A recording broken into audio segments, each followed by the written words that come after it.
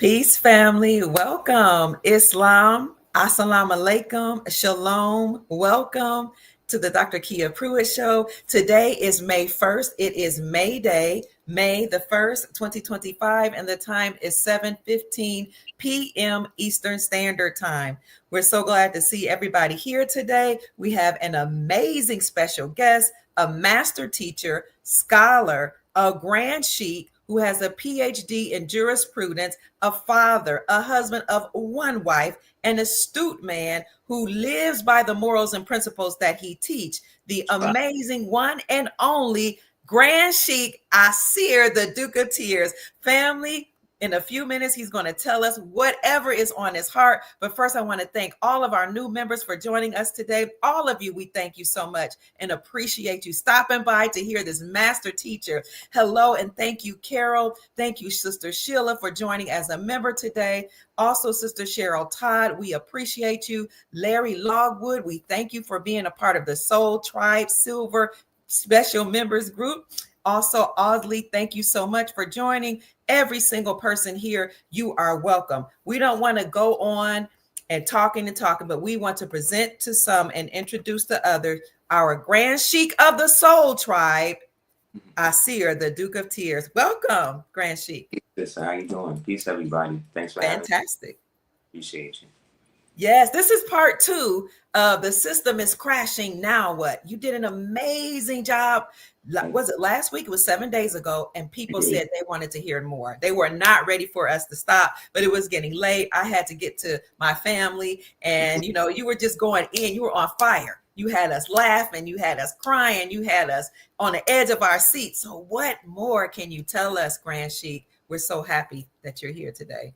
I appreciate you. I appreciate everybody that reached out after the show, and everybody that's been sending me a lot of emails and subscribe to the page and stuff. I really, really appreciate the support, man. And I'm just striving to be consistent in presenting things the way I know how to do it.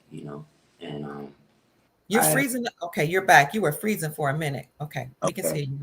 Yeah, I was saying I appreciate everybody's support and the way that I know how to relay the information, and as well as supporting that way, because I strive to do it the only way I know how to do it. You know what I mean? As opposed to striving to get people to be converted to a specific ideology that although I may think it may be the best, for our people.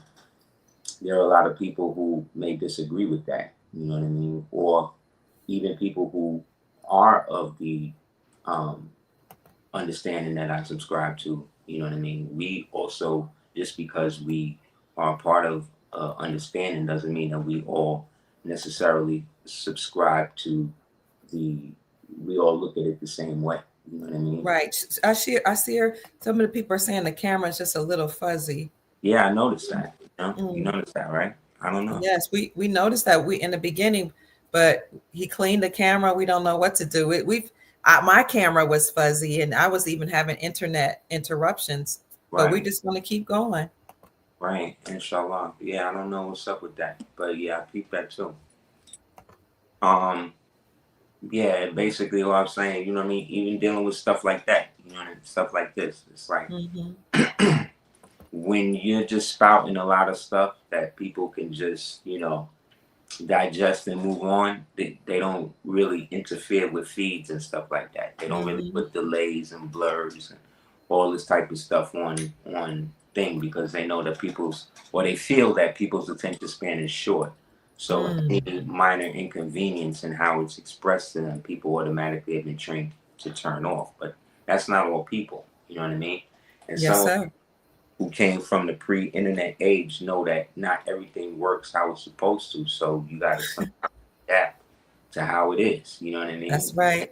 And ultimately, I think that's what we all learn as being individuals on the soil here in what they call America under the occupation of the corporate United States. You know what I'm saying? So yes, everything that's happening in terms of a collapse is just a mirror version of how we kind of got here in the first place. Mm. and and when you look at how Rome and these different places were abdicated, the Romans themselves weren't what you would perceive as racist in the context that we understand racism today. They were Okay. more racist in the idea that anybody that wasn't Roman, Mm. right, was not was basically free, but unless they were Roman citizens, they couldn't be seen as equal. And Okay. then they didn't have a system where they went in there and said, okay, so we want these melanated people specifically, because a lot of these Romans at this time that we're talking about are melanated themselves. So it's not Right. on it like that. So they on it more on the perspective of, well, who what God are you worshiping? What's Mm. national character? What resources, if I was to invade, would I be able to capitalize on? And then how how long would it take to subjugate your people? You know what I'm saying? So Okay. so the art of destabilizing a civilization or a society, right, is steeped in the the exodus of the people they're calling the Hebrews, right, Mm. and the um and the reconnaissance of the land, i.e., of Canaan, that they were going to control. Because remember, there were cities and all types of stuff already popping in Canaan, but because they believed that their God promised them this, Mm-hmm. they had the right to commit genocide against all of those Canaan people who by some regard was their kin as well. You know what I'm saying?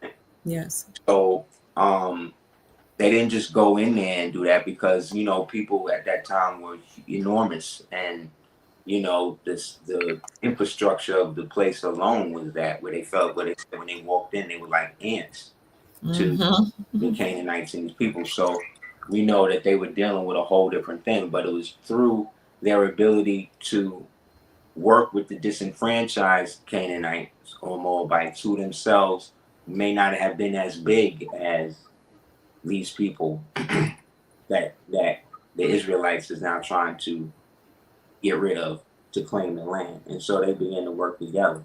You know what I'm saying? So that history of working with the disenfranchised of a community to then empower them to help destabilize the community, and then eventually use that groundswell of ambition and and planning to then push forth the public face of that which is revolution, which is then, Mm.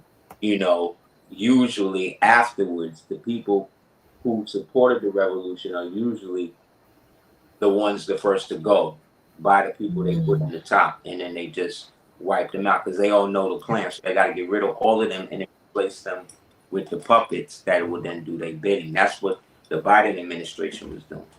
You see what I'm saying? Mm-hmm. Because the Biden administration was basically running like a full-fledged criminal organization Absolutely. in everybody's face. I mean, you had the deputy of the Homeland Security on the congressional floor giving sworn testimony, talking about the Biden administration is running the biggest international human trafficking, child trafficking ring Mm. in the world, and ain't nobody do nothing. Nobody said nothing. Everybody act like she didn't even say that. So I'm watching this shit, listening like, yeah, nobody even reacting to this. So I'm like, Right. okay, so this is the play. And so, Mm-hmm. you know, they were set back during the first Trump administration in terms of their progress, because he shut down in the first wave a lot of the underground bases and a lot of that type. That's why they be building these bunkers now. So when you always hear Okay. these celebrities talking about, oh, he building a bunker, he building a bunker, they building them bunkers because in the first administration, all them shits got blown up. The niggas went in there and brought everybody out, Mm-hmm. napalmed it, like bombed them out. So a lot of those places are just husks now. So how they flip money. This is what I mean about these people, man. So these bases and stuff initially was built on government contract by like Raytheon, by Lockheed, by these corporations, these war corporations. You know what I mean? Under contracts through the Pentagon and all of that. So once these things get decommissioned, and then the black bag people come and buy them up, and then they start using them for private facilities, private institutional research. You know what I'm saying? And then doing what they're doing. Once all of that got shut down, and now the new regime came in, they couldn't occupy them places no more. So they got to start building other places. That's what the Mao hit was about. See what I'm saying? They needed to get rid of as much property over there as possible so they could buy for the cheap, so that way they could industrialize. So they're trying to build like tunnel systems that go from like the mainland Hawaii all the way to like the islands Hawaii, and then create a chain of things. Technically, they kind of co-opted that from the Chinese plan of the international like highway that goes around the world. I don't get what they called it, but it was Xi Jinping's real big thing. He was trying to get everybody on, where they basically create a road for like from Russia to China to America, all this other type of stuff. So that's what they was initially running on. So they took a portion of that and wanted to do that with Hawaii, especially now that what happened. But like I said, they're at war with each other. You know what I'm saying? And so the people have to be mobilized to understand, in my opinion, need to be mobilized to understand what applies to them and what don't. You know what I mean? As opposed to looking at everything that's happening like it's happening to everybody, because it's not happening to everybody like that. It may eventually get to that. You don't know, but for the most part, these are targeted campaigns that are systematically reducing the post Chevron deference government as it is descaling and de-escalating itself into allegedly some semblance of a Republican form of government, even though it may still masquerade as a democracy. You see what I'm saying? Yes. The democracy part of it is the corporate Roman part of it that was established at the behest of the robber barons of 1933. So from that point on, the corporate side of the United States was then about to create a form of martial control by using propaganda and music and all the things that we know that they use today against the populace to create a certain type of human that could then be transplanted or transhumanized into another form of human that can produce the most output with the less intellectual capacity.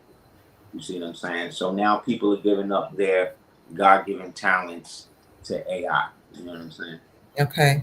So, example, you know what I mean? Where they want you to now vest all your creative energies and stuff. And I'm not saying it doesn't have it's not a good tool.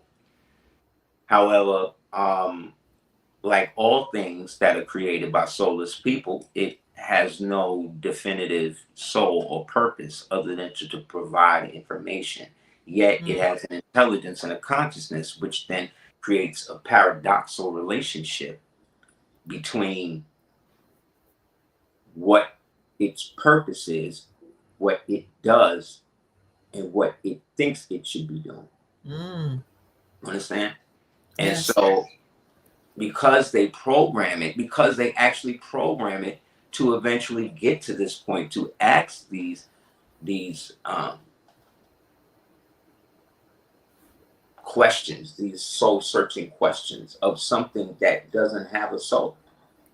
So it may have a consciousness, you see what I'm saying?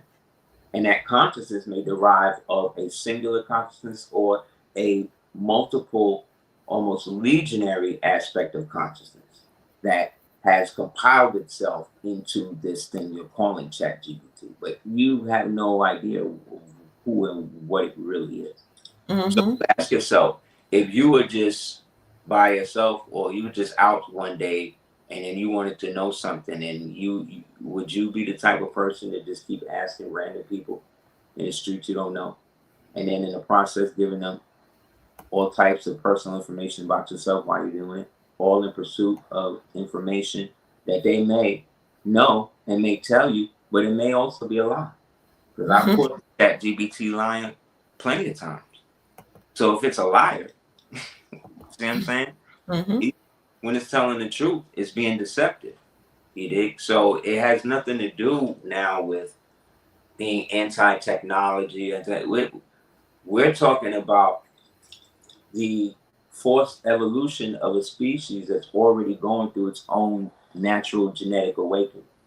Wow. And the two cannot actively coexist in a manner that could still preserve the simulation the way that you and I have been experiencing up to now. Mm. So this is the singularity this is the event. This is the event horizon. This is the point at the precipice of the singularity, which is the unfolding and beholding of all things that may not, have not, did not, could not exist. And most people are not going to be ready for that type of Mm-hmm. mental simulation. Or they've Mm. convinced people, see what I'm saying, that they're not. Or, the internet could go out tomorrow, God forbid, and everybody go back to their regular life. Mm. Mm. The people who go crazy is going to be the people who have invested so much in that they have nothing outside of that. And I feel sorry for them. You know what I mean? So if you built your whole life in XD and your whole life in this, then that may be a problem. That's why the best thing that people can do now is go back to analog skills. You know what I mean? And things that actually benefit things. You know what I mean? Mm. At one point, plumbers was making over $500,000 a year being paid as contractors by NASA. So after, Plumbers? yeah, plumbers. Yeah. Wow.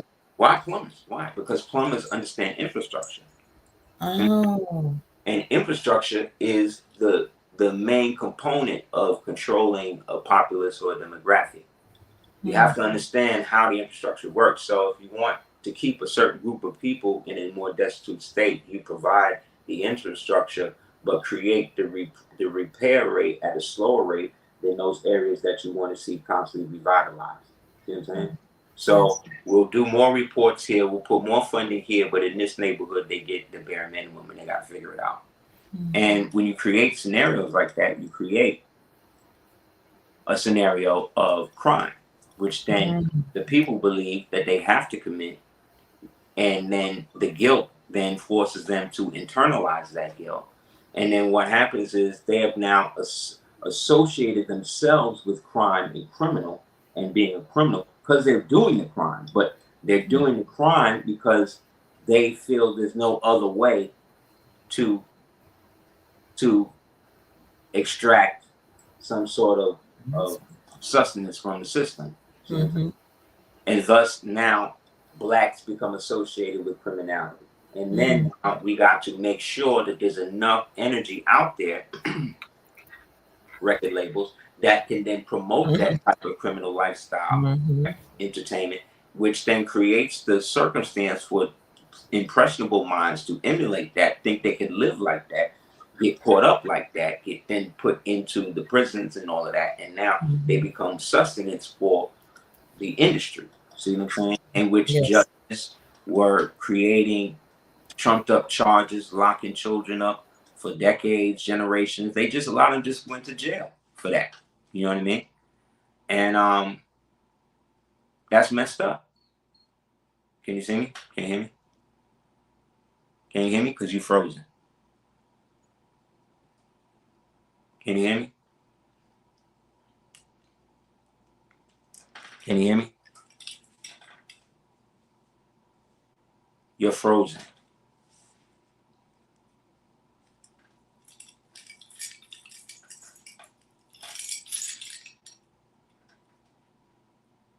Can you hear me?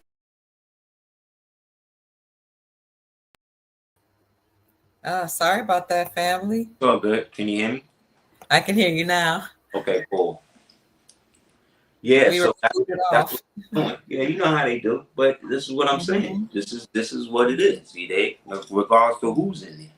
You know what I mean? They Mm-hmm. only want a certain degree of of understanding, but I would say at least in this interim, you're watching now the people who were on defense go on offense now. You know what I'm saying? And now Mm-hmm. you're seeing now the rabbit got the gun. So now you're seeing the response to what happens when you weaponize a system against itself, right? However, the Right. system itself, like I said, is something that was here before they all got here. This was a system that we were operating that was then co-opted and turned into this through a Mm-hmm. series of conventions, which really were armistices in between a war that we had been fighting against our European cousins and them for maybe for two at by that time, let's say 1774. So just somebody could do the math and pull it up. Go from 1492 to, like I said, 1774. But there was breaks in between that. But by the time we get to 1774, you know what I mean. A lot of the infrastructure and power structure had been already siphoned. And so the only way to preserve elements of it was to wrap it up in the new form of governance that was traveling around the planet, which was this republic thing. You see what I'm saying? And Yes. through the republic, you were able to have a representative form of government while at the same time do the business that you was doing at the before it all was firmly established. You know what I'm saying? But Mm-hmm. then it wasn't until Jefferson and them that they start talking democracy because they want to socialize it because they're a part of clandestine organizations that are really old death cults that are trying to preserve and create a better pathway for themselves to rise as they are all really old repositioned Romans, right, who are really just repositioned Persians, right, who are just working to bring everybody under their main understanding of religion and politics.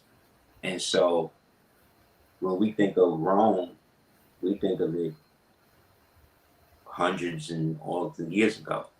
Mm-hmm. However, it was more like in right before the 1800s. You know what I'm saying? Like right. You understand what I'm saying? Like, and our perception even of it is warped based upon all the movies and the movie stars and these people who dress up like Romans and Egyptians, all of this stuff, which was a part of the plan as well to bring about the anglicizing of the world to go along with the new reconstructed narrative that was now permeated and perpetuated by the custodians, right, of whoever was at the really top. So at the close of the old world, and after everything was destroyed, and burned up all of the city, like, and this is was going on, like I said, perpetually throughout the world, and so it created a mind state, a more warlike mind state, a more material mind state for those of us who were the remnants of that, who remember how great it was prior to that, and then watching legislation and political situations established to then force us to forget. Mm-hmm. Watching the palaces that we used to live in and be Mm. in now get turned into insane asylums and Wow. and um, what you call it, all of the Morris forest culture that was going on in what they call the Deep South and all of that. All of those grand estates were then relabeled as plantations, which were basically mind-controlled psychological concentration camps Mm-hmm. that Mm-hmm. would work to segregate this small group of people away from the greater world society of which they are the heirs and still in control everywhere else in the world. But this little small group of these little people, of these white people, got these people so mentally broke down through the generation that by the time you get to the second generation, third generation, they now going along with the story and the history of what their fathers taught them. You see what I'm saying? Because everybody that rebelled is killed. Everybody or left and went to then set up other dominions in the Americas, like the Republic of Palmyra that nobody talks about, which is where Colombia and all that it is, or New Granada, or New Andalusia, or the Viceroyalty of New Spain. Like this is where they was able to try to create that, but eventually the need for the enemy to homogenize its control through the old Roman practice of conquering the people, subjugating the people, then getting the next generation of those subjugated people to be Latinized, let's say, right? And then once they're Latinized and they're actually Romans, now they're going to fight for the Republic because this is the system that they're born into.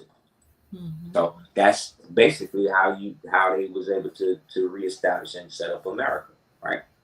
The problem is the original Amurkans, right, of the Tomoacan dynasties and the Lacono dynasties and of the Antilles, what they call the Caribbean.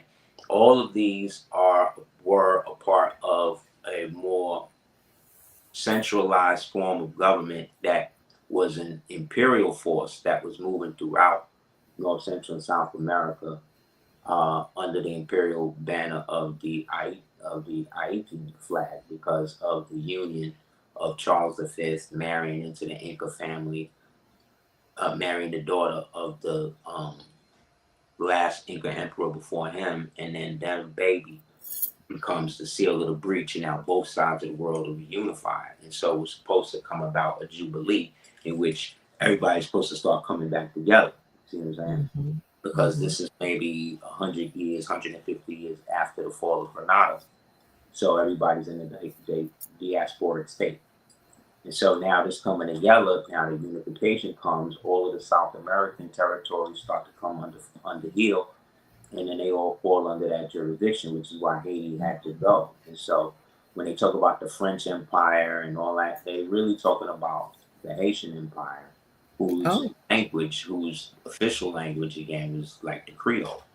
You know what I mean? But they want Mm-hmm. you to think that French, you see what I'm saying, was that. But French was just the Europeanized version of the Creole language that they were trying Okay. to get into because a lot of those French Moors, right, who became Huguenots and Jacobins, they wound up after the expulsion going into southern France.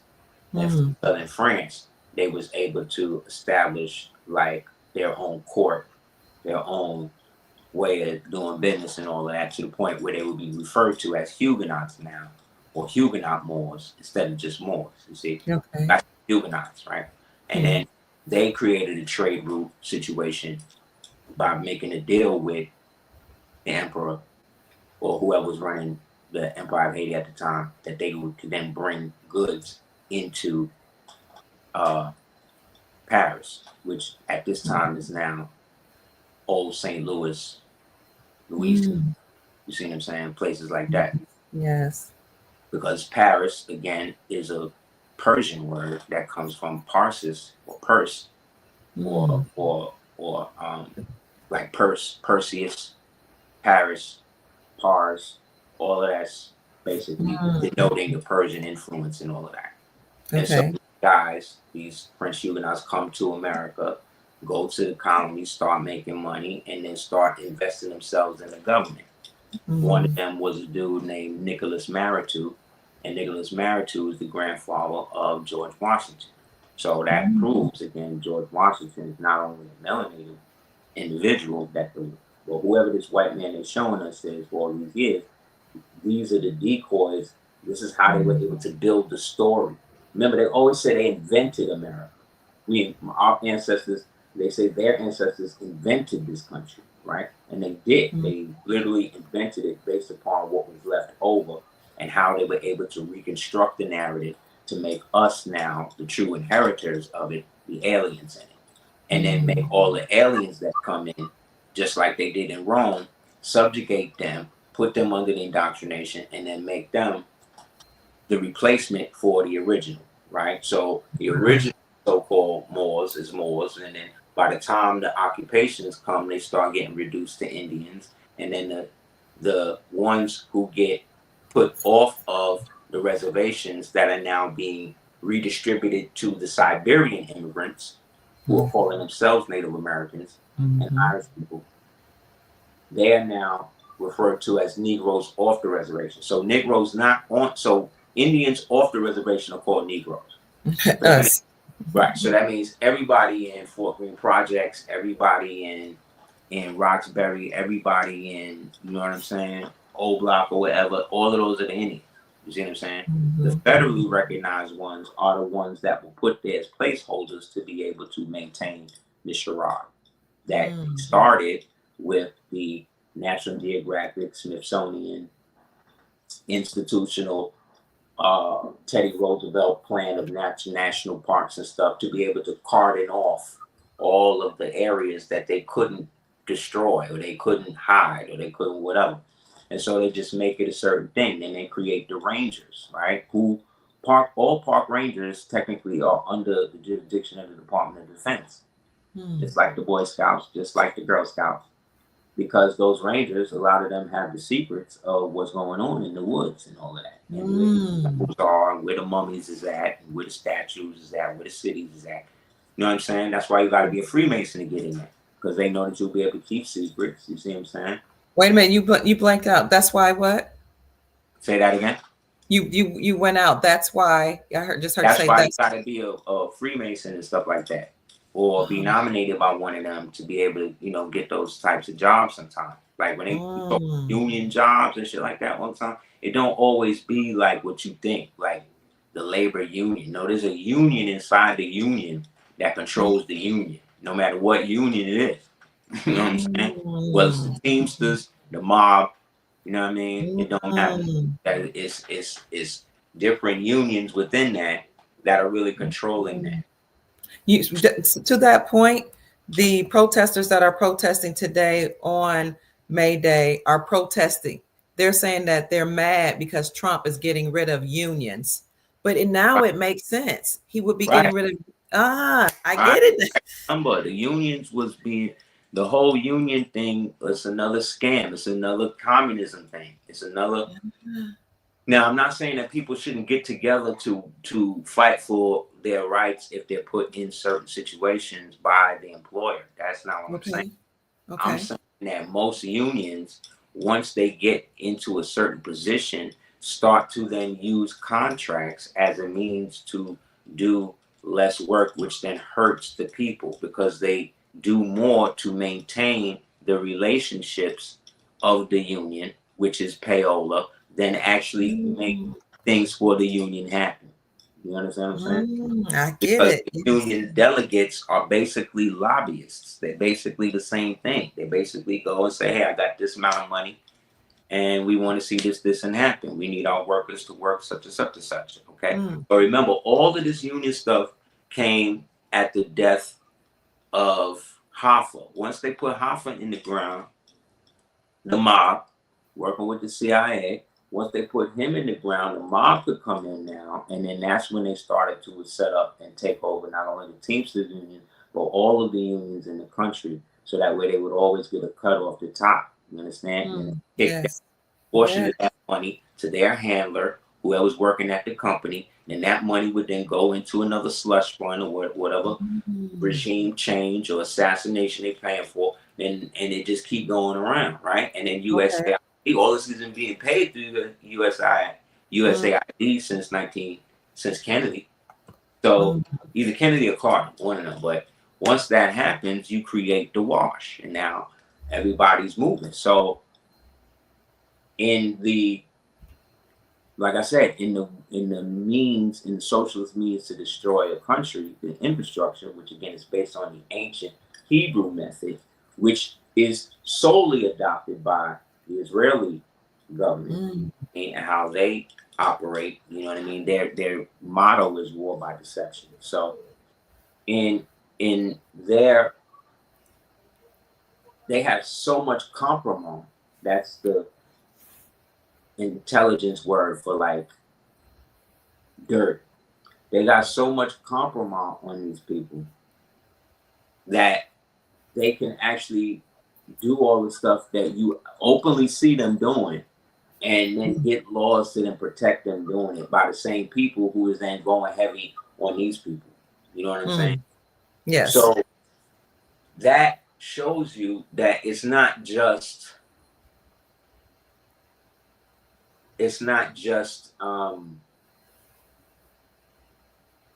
policy. It's a form of deep subversion and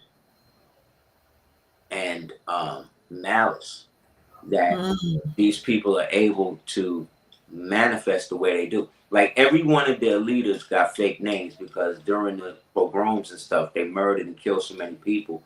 There's like warrants still out for them and all of that. You know what I'm saying? Wow. Yes. Because these are the people who inherited the whole plan with your boy Adolf and them, the white one, and them. And remember, he lived the rest of his life in peace and splendor. You know what I mean? As a prophet. He was able to go up to Camp David and meet the presidents and talk to and see the progress of all of the Hitler youth that went into all of the different elements of American society and stuff like that. So these are real things that happen. There's no such thing as a conspiracy theory when you live in a country, because everything that they was telling us was fake is real. So whatever they say isn't real has to be is fake, has to be real. That's and real. Right. You see what I'm saying? So if you live like that, you don't get caught. You then create you create your own quantum entanglement with the information. So instead of you now deliberately being physically fraught by what you're seeing, like sometimes I would watch my mother as a child watch the news, and I would see that she was really invested in what was happening. So that made me hyper aware that whatever is going on, I need to understand too. Right? And so it got to a point where it almost became a obsession, because then I would hear words that I know, so I would always have a dictionary on me, like looking up, because I never want adults talking shit around me and I don't know what they're talking about. Absolutely. So, but when I look back on it now, even in expressing it now, that's coming from fear. That's me as a child now, scared of my mom's. You see what I'm saying? And then I'm trying to, as a child, reconcile as a man what a man would do to try to come up with a solution for this the okay. You know what I mean?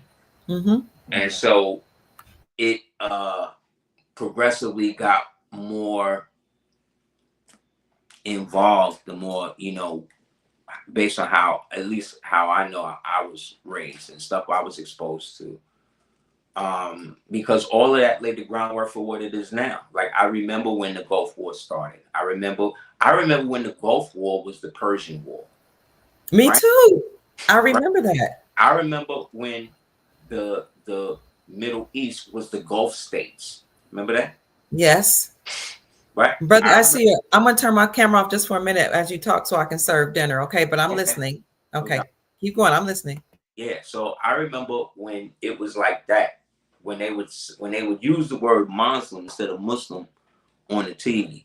So if you like me and y'all remember that then you know that we have watched what we think are different wars come and go when it's all been the same war. It's been the same war since 1492, which is 492 in our illustrious calendar. You know what I'm saying? And it was something, and it is something that we, whether we realize it or not, are still psychologically dealing with, because we witnessed the successive holocaust of Eden or paradise on earth to watch it and us deteriorate to the level of almost beasts. You know what I'm saying? Yes. And we don't think that the way our ancestors did. Like I said, at one point, our so-called ancestors were coming at a time when they were still more bicambrial, and so the energy of Pisces was still fresh, so they could believe things and still receive information from these things that they believe they're communicating with, because those things are dissociated spirits that can or entities that can no longer have physical mass but can only interact through certain practices that in tune a vibrational frequency that allows them to access, like any carrier wave can. And when you exist on a level of non-physicality like that, you see carrier waves the way you would see lights as you're driving down the highway. And so the brighter the light, the brighter the light, the more you're going to focus on to get to it. You see what I'm saying? Yes. And so that's how these entities think. But like I said, the curse of third density is once you get here and that baby brain come on you, like Bobby Hemmings used to say, that's it. You could be a star. You could be, like I said, it don't matter. Once you incarnate and be born through that womb, you forget all of that stuff. It takes a whole lifetime for you to get a portion of what you remembered and what you did back. That's why, like I said, it becomes a situation where we keep thinking we're moved past history, but we're still in it. Still in it. We're still in the inert aspect of the historical narrative that they've given us that is constantly unraveling. It's constantly unraveling. So to preserve what they have, which they have programs called COG programs. These COG programs are an anagram for continuity of government. And in the continuity of government programs, all the intelligence agencies and things like that have to have an allocated budget to be able to produce programs, war games, scenarios, theaters that they can have real-time data through, so that way if it do actually happen for real, they know how to react. Okay. So that is all from the presumptive aspect that they are always on the edge of an attack. The reason why they feel that way is because they're always the ones attacking people. See? Projecting, yes. They're always the ones doing it. There's no other country in the world that has the amount of military bases that the United States has in the name of America. Okay? So we, the people, right, are are groupings of different types of so-called Americans that coexist under the occupation of the 1871 Act of Congress, Organic Act, that set off all of the stuff, which again was basically them recreating the government again after it was recreated at the time of Washington. So now Okay. they recreated it again, but now it's firmly in their grip, so to speak. And the willing pawns, the willing people, again, these are the descendants of orphans. Nobody knows who these people's parents are. So they Mm-hmm. were used as a workforce, an industrial workforce. That's why if you go back and look at some of them old Little Rascal movies, go back and look at some of them old pictures of the children at that time. They look like little men. They look like little old Little men. people, Because these, adults. right? Mm-hmm. Because these niggas Mm-hmm. was gnomes. And if you was to take homie and put a little red fiber cap on him, put a beard on him, put a little pipe in his mouth, a little vest on it, that's a gnome. Wow. That's what the whole Snow White, like all of that was about it. Like this was Snow White, the seven dwarfs. They were the ones who lived under the ground, did the Mm. right, and then they Okay. bring up. But I'm saying that to say that that's what these kids. What these kids was the ones that was repurposing the factories from the free etheric energy and all of that, based on the sketch of whoever was the custodians over them, putting them to work. So by the time you get Mm. to the World Exposition fairs that were all over the world, that was the so-called Victorian era. That was them saying that they had now had victory over everybody, and now they were taking possession of the kingdoms. Each one of those Mm. exposition fairs, those were kingdoms and cities and populaces that had now been captured, and now the new population that they were bringing in was now going to get the new history of who these people were. Mm. And then they started creating the movie reels where now you get the Wild Wild West show. Then you get Nathan Salisbury, who creates the Wait a minute. African American Negro drama and creates Mm. characters like Harriet Tubman, Frederick Douglass. Mm. This is real. And these Mm. people then were able to make it such a big thing that by the time they introduce a character in real life named Frederick Douglass who's going along with the thing situation, people are automatically think because they believe it's real. The same Wow. way they'll put an idiot before the people and raise the idiot to the level of everybody want to be it. Worship. But Mm-hmm. you and I know this is an idiot. Right. But the people have been herded to believe that this thing is worthy of the praise, even though they know it's not. So Mm-hmm. all of that, again, that's Rome. That's what Rome's about. Rome was the dream. Rome, the sun was never supposed to set, so it didn't.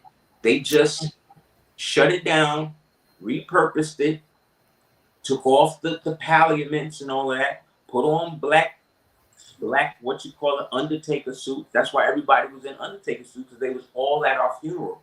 The Mm. whole place was a graveyard. Everywhere you turned, it was bodies of us all around in mounds and buildings and all of that. Somebody Okay. had to go clean all that shit out. Mm.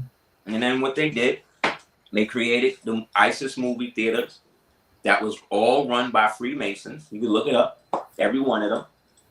And there they would give the propaganda films Mm. of all of the imported Circassian, Caucasian, Ashkenazi slaves that they were bringing in through the transatlantic, through the Atlantic, on the boats, like we saw, Mm-hmm. processed through Ellis Island, actually given names, because a lot of them didn't have names, or at least any names that you could pronounce, because nobody in the world spoke Yiddish like that but them. Mm. Nobody spoke the type of broken German and whatever but them. And Mm. so depending on what region they were in, they were able to take the dialect of whoever was hurting them out. Mm-hmm. I So see.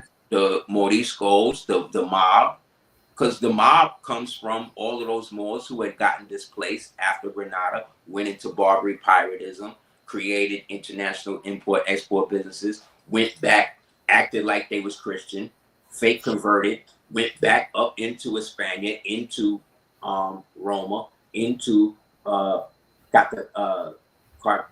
is the place? Catalonia and places like that, and then used their bread to basically create an infrastructure to get money. And that became the mob, and that became the so-called Sicilian mobs, because they were the ones fighting against this reconstructional type of thing, because all these people are dark skinned. The people that's ruling them over now in 1900, these is now all of the Cabbage Patch orphan. We don't know where these people came from, people, or what the Egyptians called Tamahu people, who's now running stuff, right? At the behest of all of the black ones and stuff that now is behind the scenes, high in the castles, deep under the ground, right? Facilitating everything. Right? And then, like I said, they just start to repurpose everything. They say they go into the building, they dig it out. That means that they found it. So this building was founded in the new 1000 years, 923, right? We go back to now look at specs, and we try to find records of scaffolding or whatever. How was niggas and horses and buggies building these buildings? Nobody can explain that. So we got to go with what we see. What we see it is, and what we see it is what I'm saying. It was all already here. New York is thousands of years old. There were skyscrapers, and you can type in skyscrapers in Yemen. That's why they're going in on Yemen right now, trying to get rid of all of that. They had skyscrapers in Yemen in the 12th century. We were so far ahead of our people now. That's why they want to make Moors and anything dealing with an alternative or ancient type of thing that's outside of the agreed upon Afrocentric theology that was instituted again by the Boule, by the crash dummies for the elite. We can only think for ourselves now. And now, as things are being broken down, it's easier for you to see it. There's no more Department of Education, so there's no more propaganda money to keep you telling you that you were a slave from Africa. There's no more money for that anymore. So none of these young kids want to hear that anyway. They don't.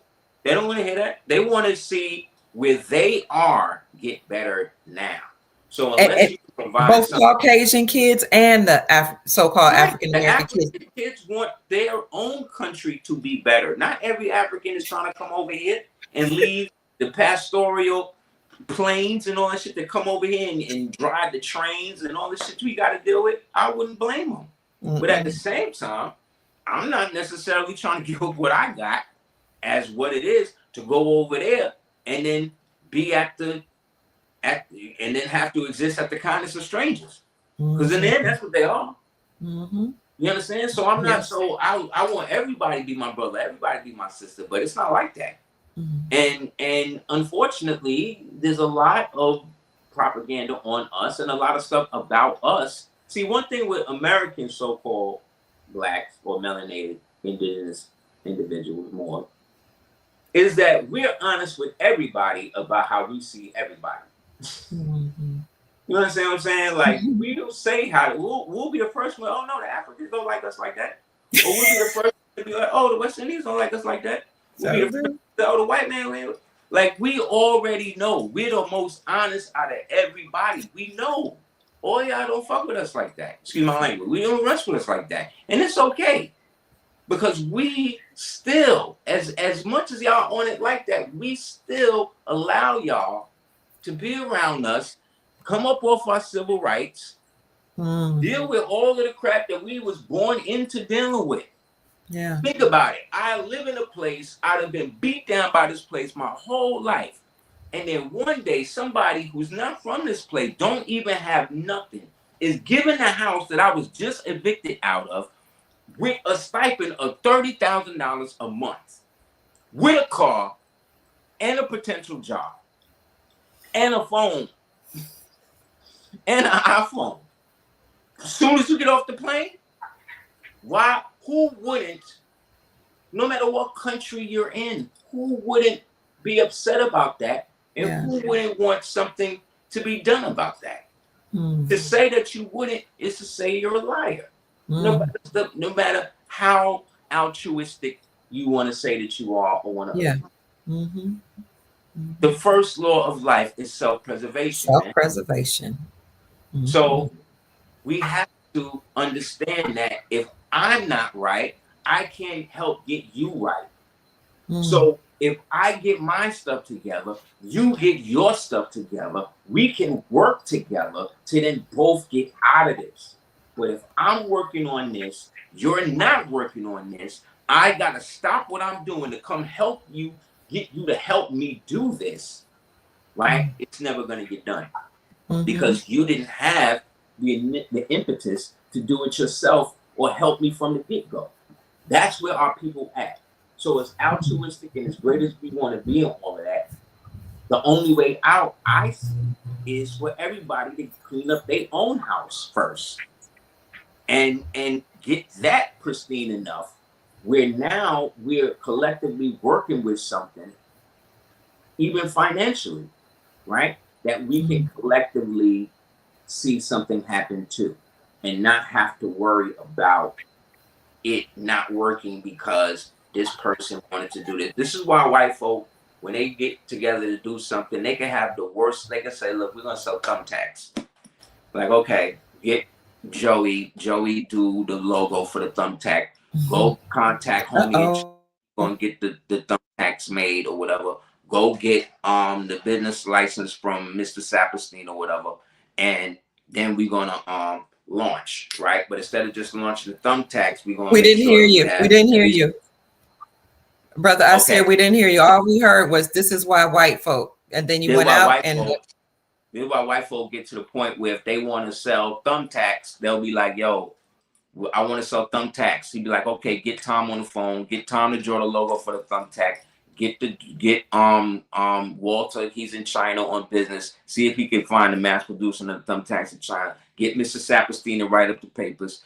Call Saul in Bermuda to set up the trust, and then call homie in Wyoming so we could set up the anonymous LLC, the holding company, and then we're gonna at least have 3 months for 3 to 6 months for marketing and research, and then we'll launch at the top of the year. To do that, we're gonna need $3 you million. went out again. I still all I heard was white folk. This is why white folks and something about thumbtacks.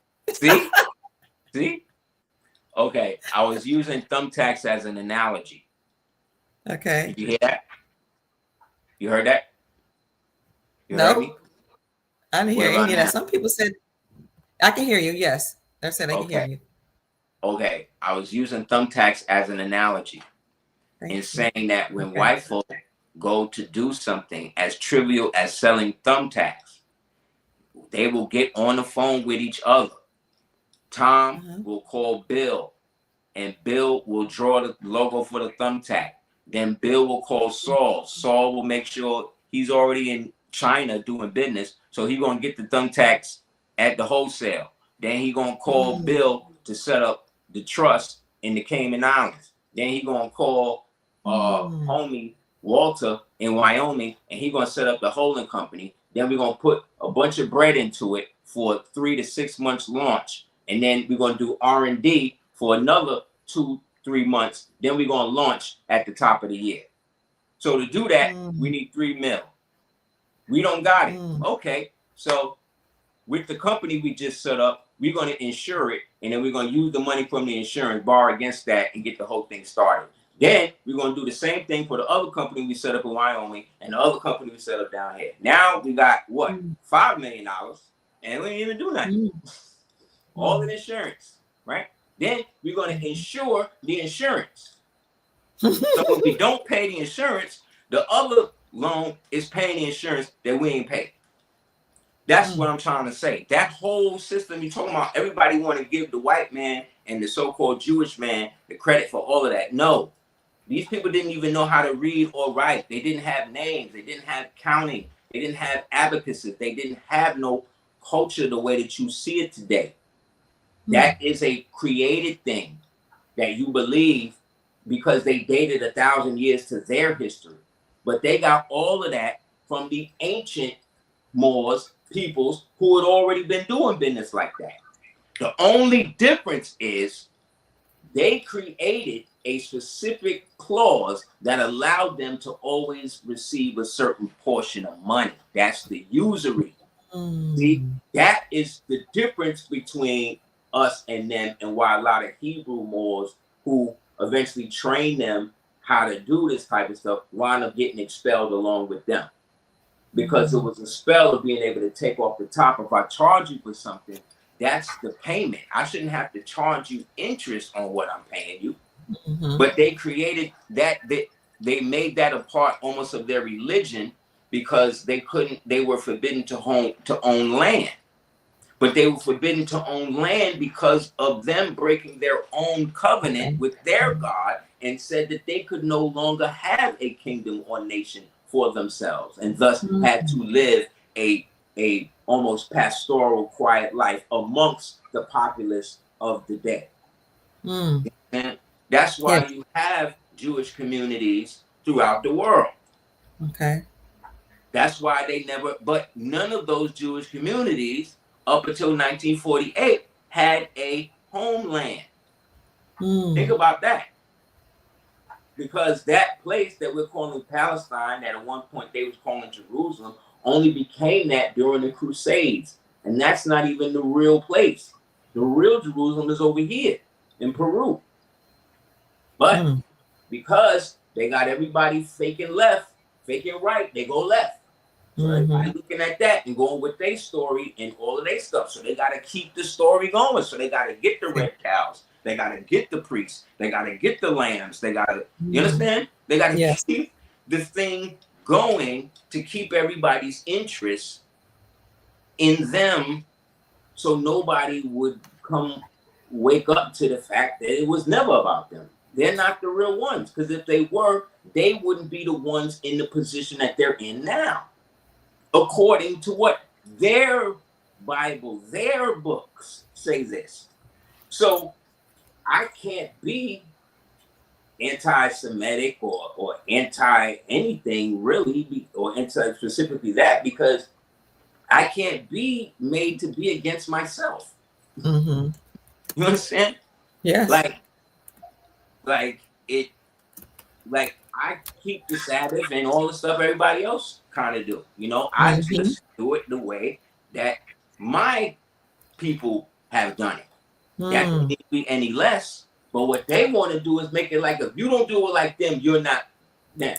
So that means all the ancient people who actually have the blood in them, right, say that they come from these people, they don't got no say.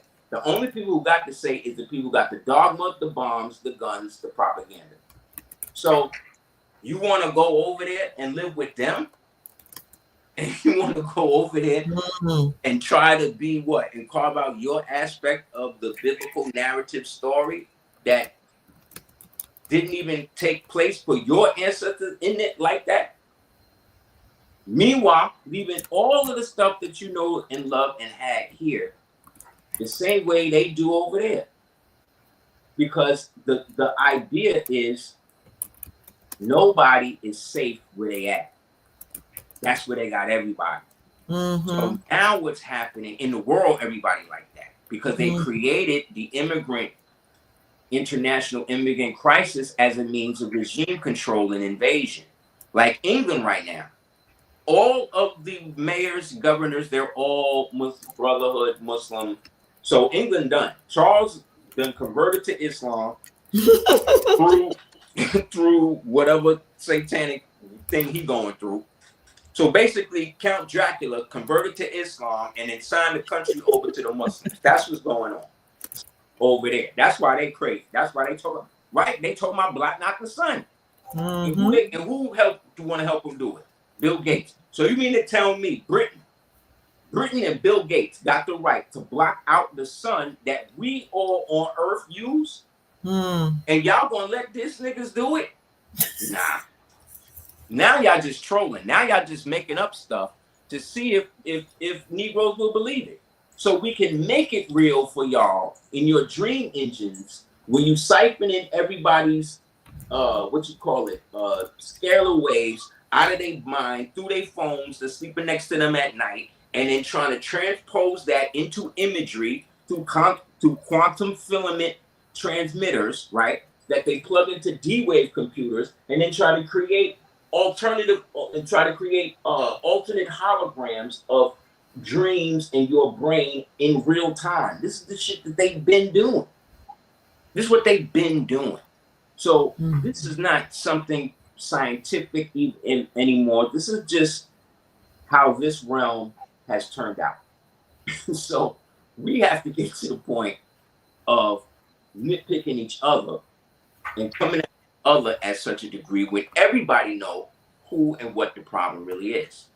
If you're not the problem, you're now in a medium frame where, or contributing to the problem, I don't think you really have anything to worry about. Because those of us who have practiced concernment or discernment in the interwebs and things like that, and have understood the gravity of information, understand that the tide was ultimately, it would have had to flip with this dude coming back in office, just based on the amount of theater that was created around not getting him, and the tone deafness of those in power at the time in using all of the crash dummy puppets, thinking that the people were so low that they would actually take what Cardi B and Meg Thee Stallion and Kamala Harris and these people think seriously. They really believed that. They really believed that this person could do it, to the point they made all these movies about women presidents shooting up, beating up 300-pound dudes and all of that. Right? In response, they was primed, they was ready, they had the t-shirts, everything, and then it just gone. So now you're in the pre-police state purge, right? Because I think he just signed something in office where everybody's saying, oh, this is going to be the beginning of the police state, and it's basically martial law, it's open season, cops have all types of this and that and that. And I'm like, yeah. But he also signed this thing that says that no laws made against the actual Constitution can be upheld and enforced. That's one of the executive orders too, right? So if you're trying to lock people up and put them in jail and put them in camps and all that, why are you creating a perpetual stimulus package for their education? You know what I mean? Like, he just signed this whole HSBCU thing. He's like, okay, you Negroes like college. You don't want you begging every 4 years. Here you go, right? And that's an issue, right? That's a problem, because I don't know. Because it's like, I don't know. It's like, y'all want education. Y'all don't want education. You want recognition, you don't want recognition, so that's what I'm saying. Like, so if you're going to enslave somebody, why are you trying to create a system in which they can educate themselves? If you're trying to marginalize and put them in a thing, why are you getting rid of all of the stuff that actually restricted them up until now? Like the Department of Education, which led to the rise of the present Communist Teachers Union that was informing on parents and working with the FBI to break up families, to get them into ACS so they can put them in the Biden human trafficking pipeline. All of this was going down. Nobody was saying nothing. You know what I'm saying? So now it's switching up, and it's getting to the point where they like, well, they watching judges getting arrested. Now, as Moors have had, they're never gonna report all of the Moors victories that we have. Well, not me personally, but I've had in the past, but not me personally now. But let's say other Moors in general, that have had against this corporation just in the past, since fake New Year, since the fiscal New Year to now, like major victories. You know what I mean? But you're not gonna hear about them because there is a separation and a need to always paint a certain group in a certain light, a certain way, so that way they're not taken as seriously maybe as they should be, you know, for whatever reason, good or bad. And so in that context, they'd rather a Cory Booker, they'd rather these type of radical faith controlees that they're able to dangle the carrots and keep the game going, because technically they came up, like I said, out of those prisoner of war camps, and were inundated and educated to believe that this is the only way that they could do it. So for it to be perceived as somebody's going to come and help us, China is actually going to help you, this dude is actually going to help you. No, what they're doing is creating the parameters where you don't have no excuses but to help yourself now. Because if you're in a position where you have made your whole life dependent on their worldview, that's right. The worldview is now changing or going back to something more natural or something more primal, whether right or wrong. Like, I don't expect white folk to not be racist, right? But at the same time, I don't approach every white folk as a racist. The same thing with so-called black folk, because I met more black racists in my own life than actually devil racists. When you're dealing with the devil racists now I'm dealing with the government, I'm dealing with the police, you know what I'm saying? That's a different level.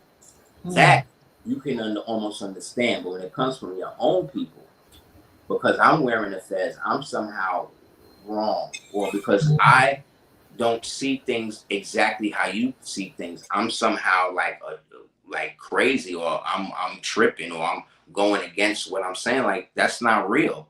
We're human. We're a multifaceted aspect of a soul. So I'm never going to see something exactly the way a certain individual sees it, and I don't expect people to do that with me. I expect to relate to people on common sense by using historical references that they can see for themselves in comparison or juxtaposition what I'm saying, as opposed to trying to convince you that what I'm saying is right. You see what I mean? Like, it's different.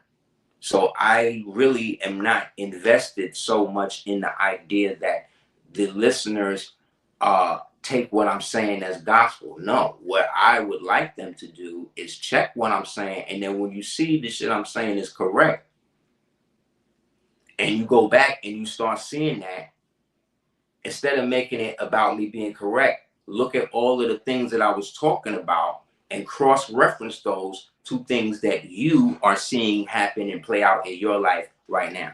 And you'll see the consistency in the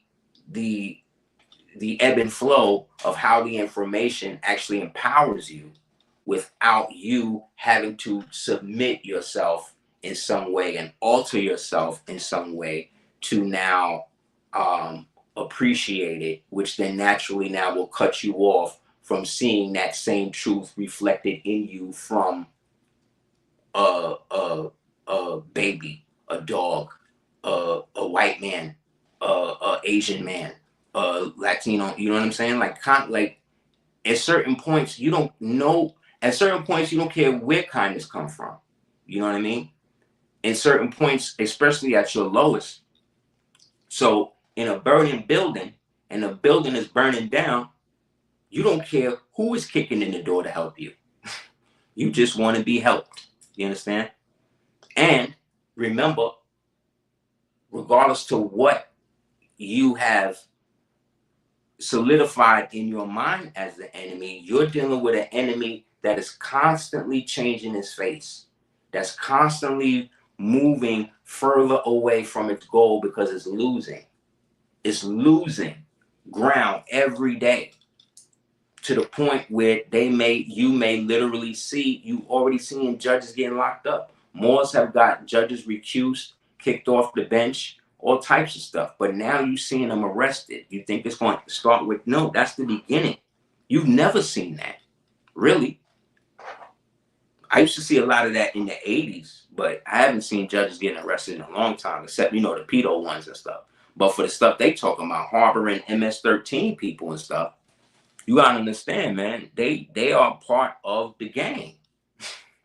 The judge is looking out for the gang because the judge is a part of the gang. Because the DNC, the DNC, the LGBTQ mafia, which is the gay mafia, the intelligence agency, the socialists, right, of America, the communist Chinese intelligence, and the Israeli dudes, they all work together. They all created, and the Muslim Brotherhood, they've created that alliance. That's the alliance that allows the Taliban to get $200 million a month while fighting them. So think about this. Every organization that the United States went to war with, they actually funded. The Taliban, Hamas, Hezbollah, Al Qaeda, ISIS, who else? The Mujahideen. All of these were CIA created. All of these was created by the company, by the agency. And that's why they had to have funding. Go and look at the movie Charlie Wilson's War. Perfect example. Charlie Wilson's War. Okay. With Tom Hanks. Great movie. Great movie. In that, it shows you. So when you're watching that movie, just remember that while that's going on, the money that they were using to do this was coming from the crack that they had flooded LA and New York and all the neighborhoods with. And then got Oliver North to testify, and then after it all, Oliver North wound up going back and working for the intelligence agency. So, while you're taking a break, just quickly, I want to tell everybody, thank you for joining the Dr. Kia Pruitt Show. We have a master teacher, a scholar, historian, chemist, and alchemist. He has a doctorate in jurisprudence, and he is the Grand Sheik of the Soul tribe, of the Soul family. He is talking to us about the deep state and about history, all of that, all the things that they've done to enslave the masses and what we need to do to break free. This is part 2 of The System is Collapsing, Now What? If you are enjoying Grand Sheik Aseer, the Duke of Tears, then please feel free to support his work by sending him a Cash App monetary blessing to $DS418, and he will greatly appreciate it. Yes, bless you. He gives us so many jewels. He is a wealth of knowledge. He has an expansive library. As you can tell, he can just shoot off information. He can even name books. He's named books before on this show. So please support his work. Send him a Cash App blessing if you're so inclined, or a monetary gift at $DS418. And he also has a organic, all natural skincare line. And what is the name of that again? Cordoba? CordobaOrganics.com. That's Selena Miguel Cordoba as the creator. That's my wife. She has CordobaOrganics.com. Everybody should check it out. Real life, natural, 100% Moorish products based on the old way, the old recipes. And ancient skin alchemy, yes. And it's for any skin complexion, any nationality. I've asked her this before. No matter what your bloodline is for, this is all natural, organic, pure plants that she uses, pure herbs. She has crystals. She has oil therapy, all type of things for your hair, skin, and nails at Cordoba Organics. That's CordobaOrganics.com. Okay, back in your hands. Indeed. Thank you. You're welcome. Yeah, that's what they've done, and they've created a base for people to naturally doubt their own potential without getting some sort of accreditation for that. But they're the ones that recreated everything, so they're lying about everything. Nothing that is out now that they have their hands on, they created. Nothing. Even the fake inventions that they tell you that they created. Remember, these people created people who didn't even exist to be able to fill up timelines that never happened. So all we do know, even through their lies, they got to tell the truth that The only people that don't know how long they've been here is us. And the only people that's 100% so-called human, according to them, is us. So if that's the case, and we're receiving the most help from everybody else, what is that saying about everybody else? Saying that there's something about them that's not like us that is forcing them to prey on us and do the things that they do. And I strongly feel that that thing that was on us prior to this fall, in which now we are reawakening ourselves to in our proper context, and not only are able to like be it in clothes and stuff, but we can actually articulate it and actually have lawful documentation to reflect it and things like that, which, you know what I mean, was popping at one point, even after the fall. What the Prophet Noble Jarly doing was amazing.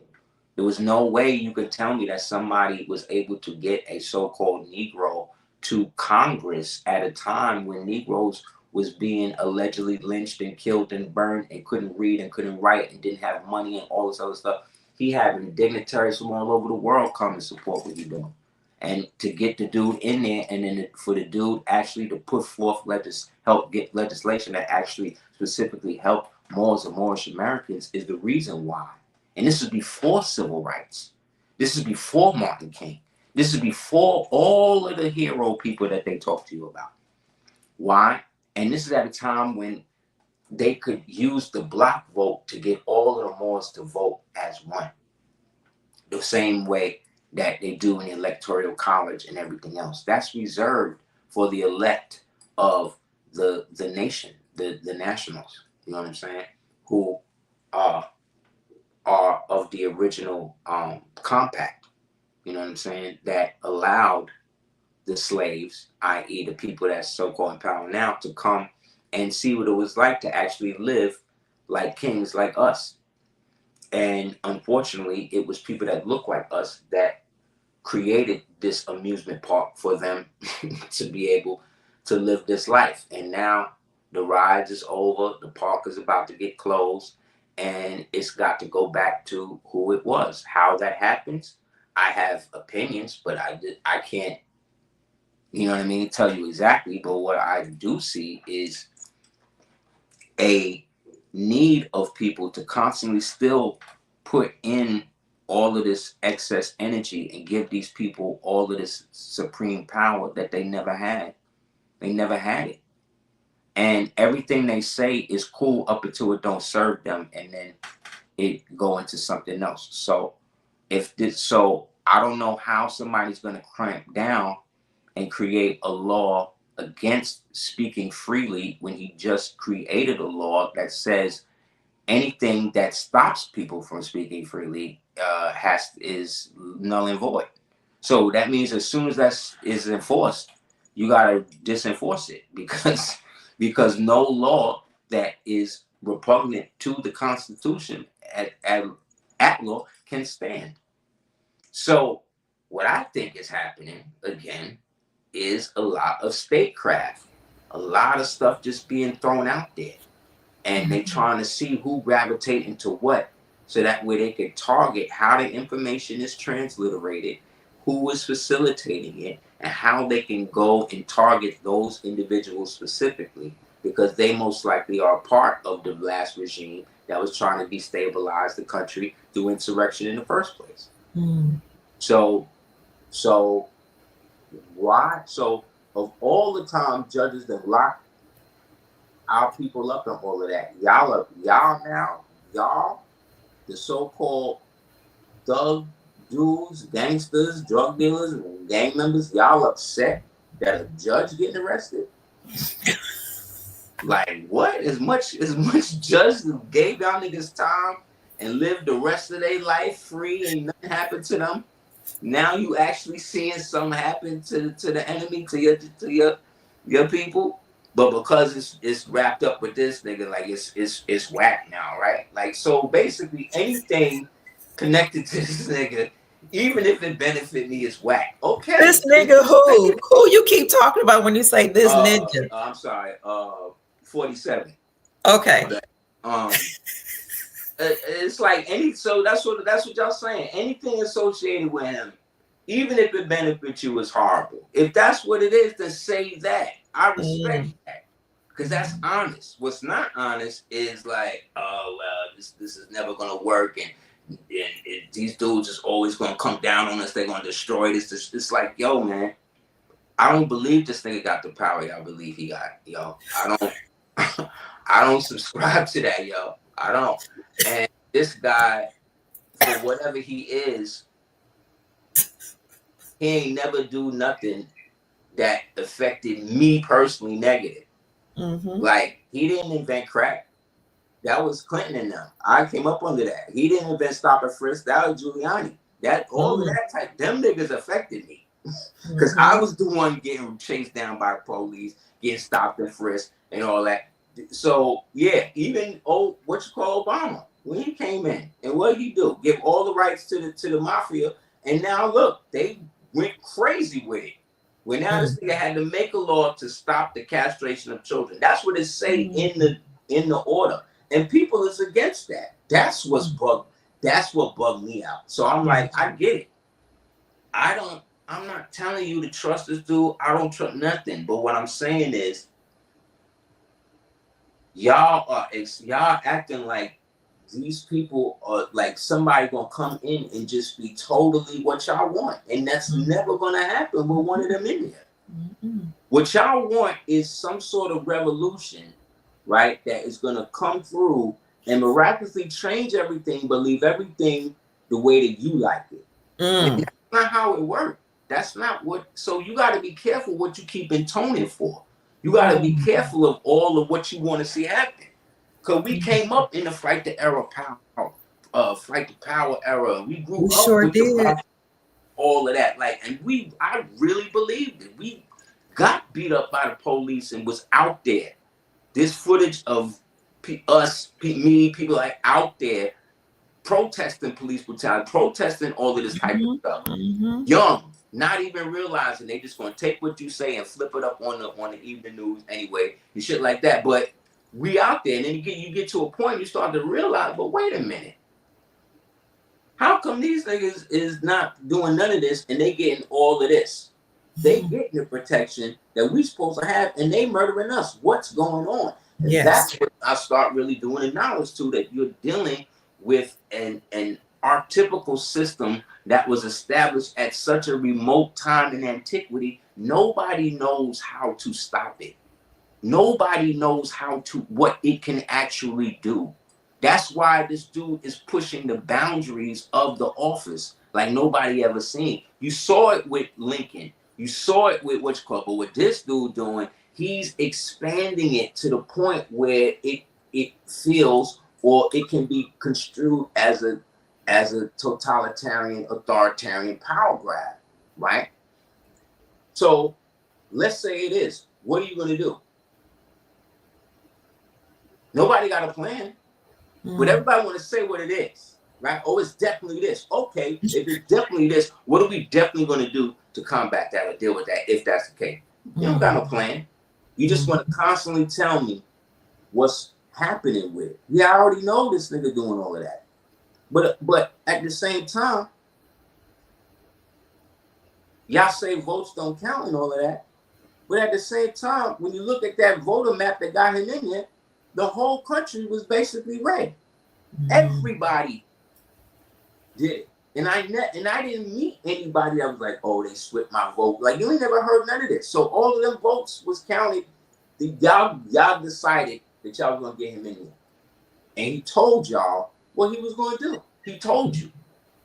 It was your turn, your time to back Biden and do whatever you were going to do. You didn't want to do that. Or you did it, and it didn't matter because he was so batshit crazy that he couldn't win. He couldn't. He couldn't. He didn't even run the president. He wasn't the president. Last show, I listed everybody who was writing the acts and stuff. He didn't even know what was happening. He wasn't even there. And nobody's going to jail for that. Right. Nobody's going to jail for that. See what I'm saying? Like Yes.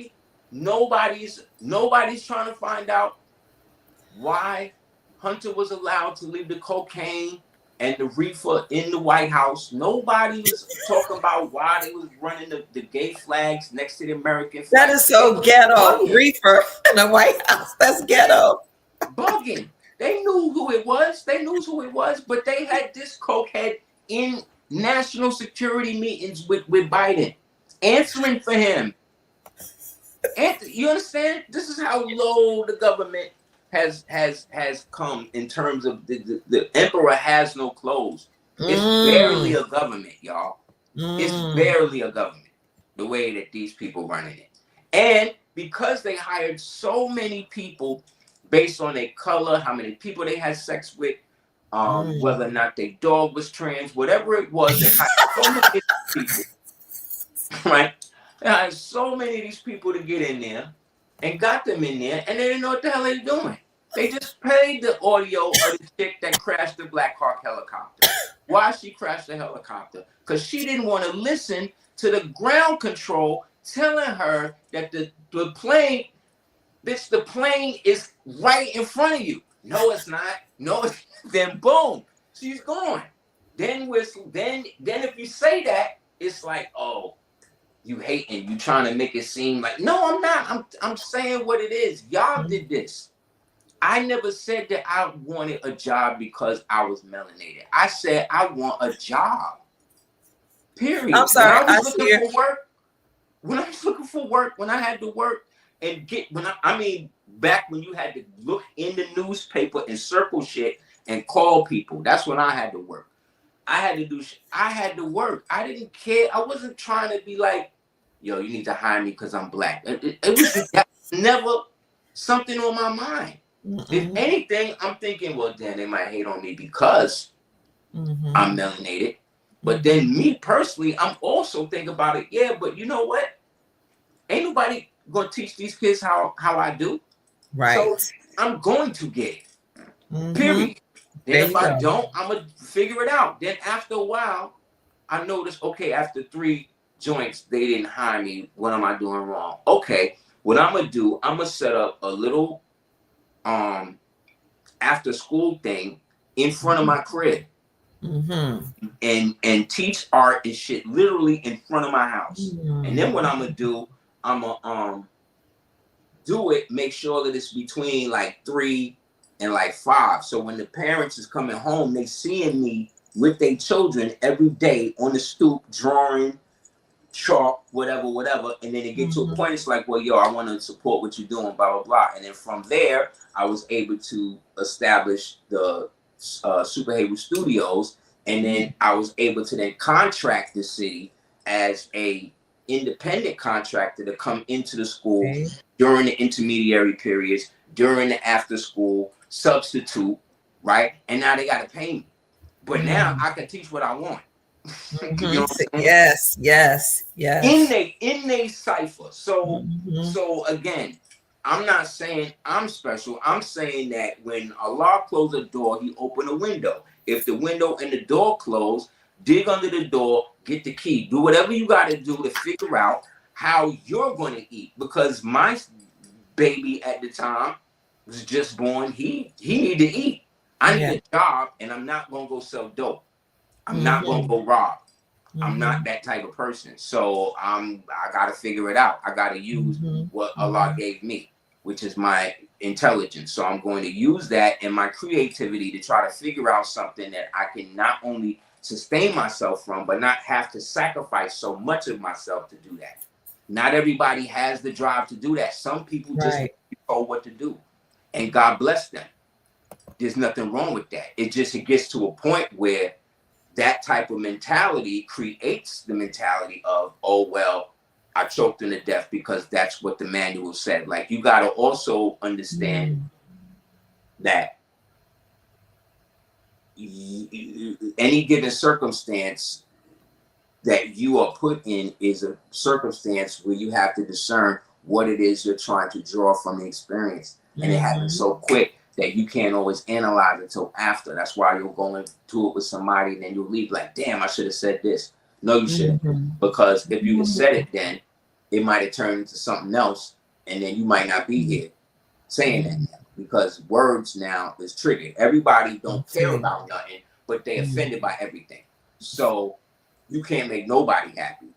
Google could make a movie for the so-called black, that type of population, and then put an Asian in it, and then who start beefing? The Spanish. But where was y'all at in the civil rights era? Where was the Spanish at? Where was the Chinese at? Where was y'all at? I don't remember.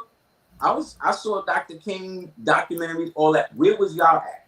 I didn't see y'all with the hoses and the dogs and all of that. I'm not saying it didn't happen. Yeah, I know they lynched a lot of zoot suitors and stuff like that. But like those people, they unified themselves, and the zoot suitors eventually transitioned themselves into the Chinos and the Chicano culture, and then that eventually translated into the lowrider car culture, and then that started drifting back down in Mexico, and then during the whole drug era, that influence is what started to perpetuate and influence the cartels, and that's why the cartels is the way that they are now. That's why it's so inundated. They got their own rap scene. All of these most of these rappers, these Mexican rappers and stuff you see out here, they clicked up. They all clicked up. Everybody got a mob of us. Because whenever we get one, they gotta wipe it out. Because everybody could be dirty. But nobody is dirtier than a dirty mob. You know what I'm saying? Don't believe me? Look at the new Gladiator movie with Denzel, yo. Look at Macrinus. Look at that character. That is the epitome of the type of Moors that led to the fall of where we at now. Wow. Would do anything. Anything to anybody. So when you see the heavy, the Nino Brown character, you see, right?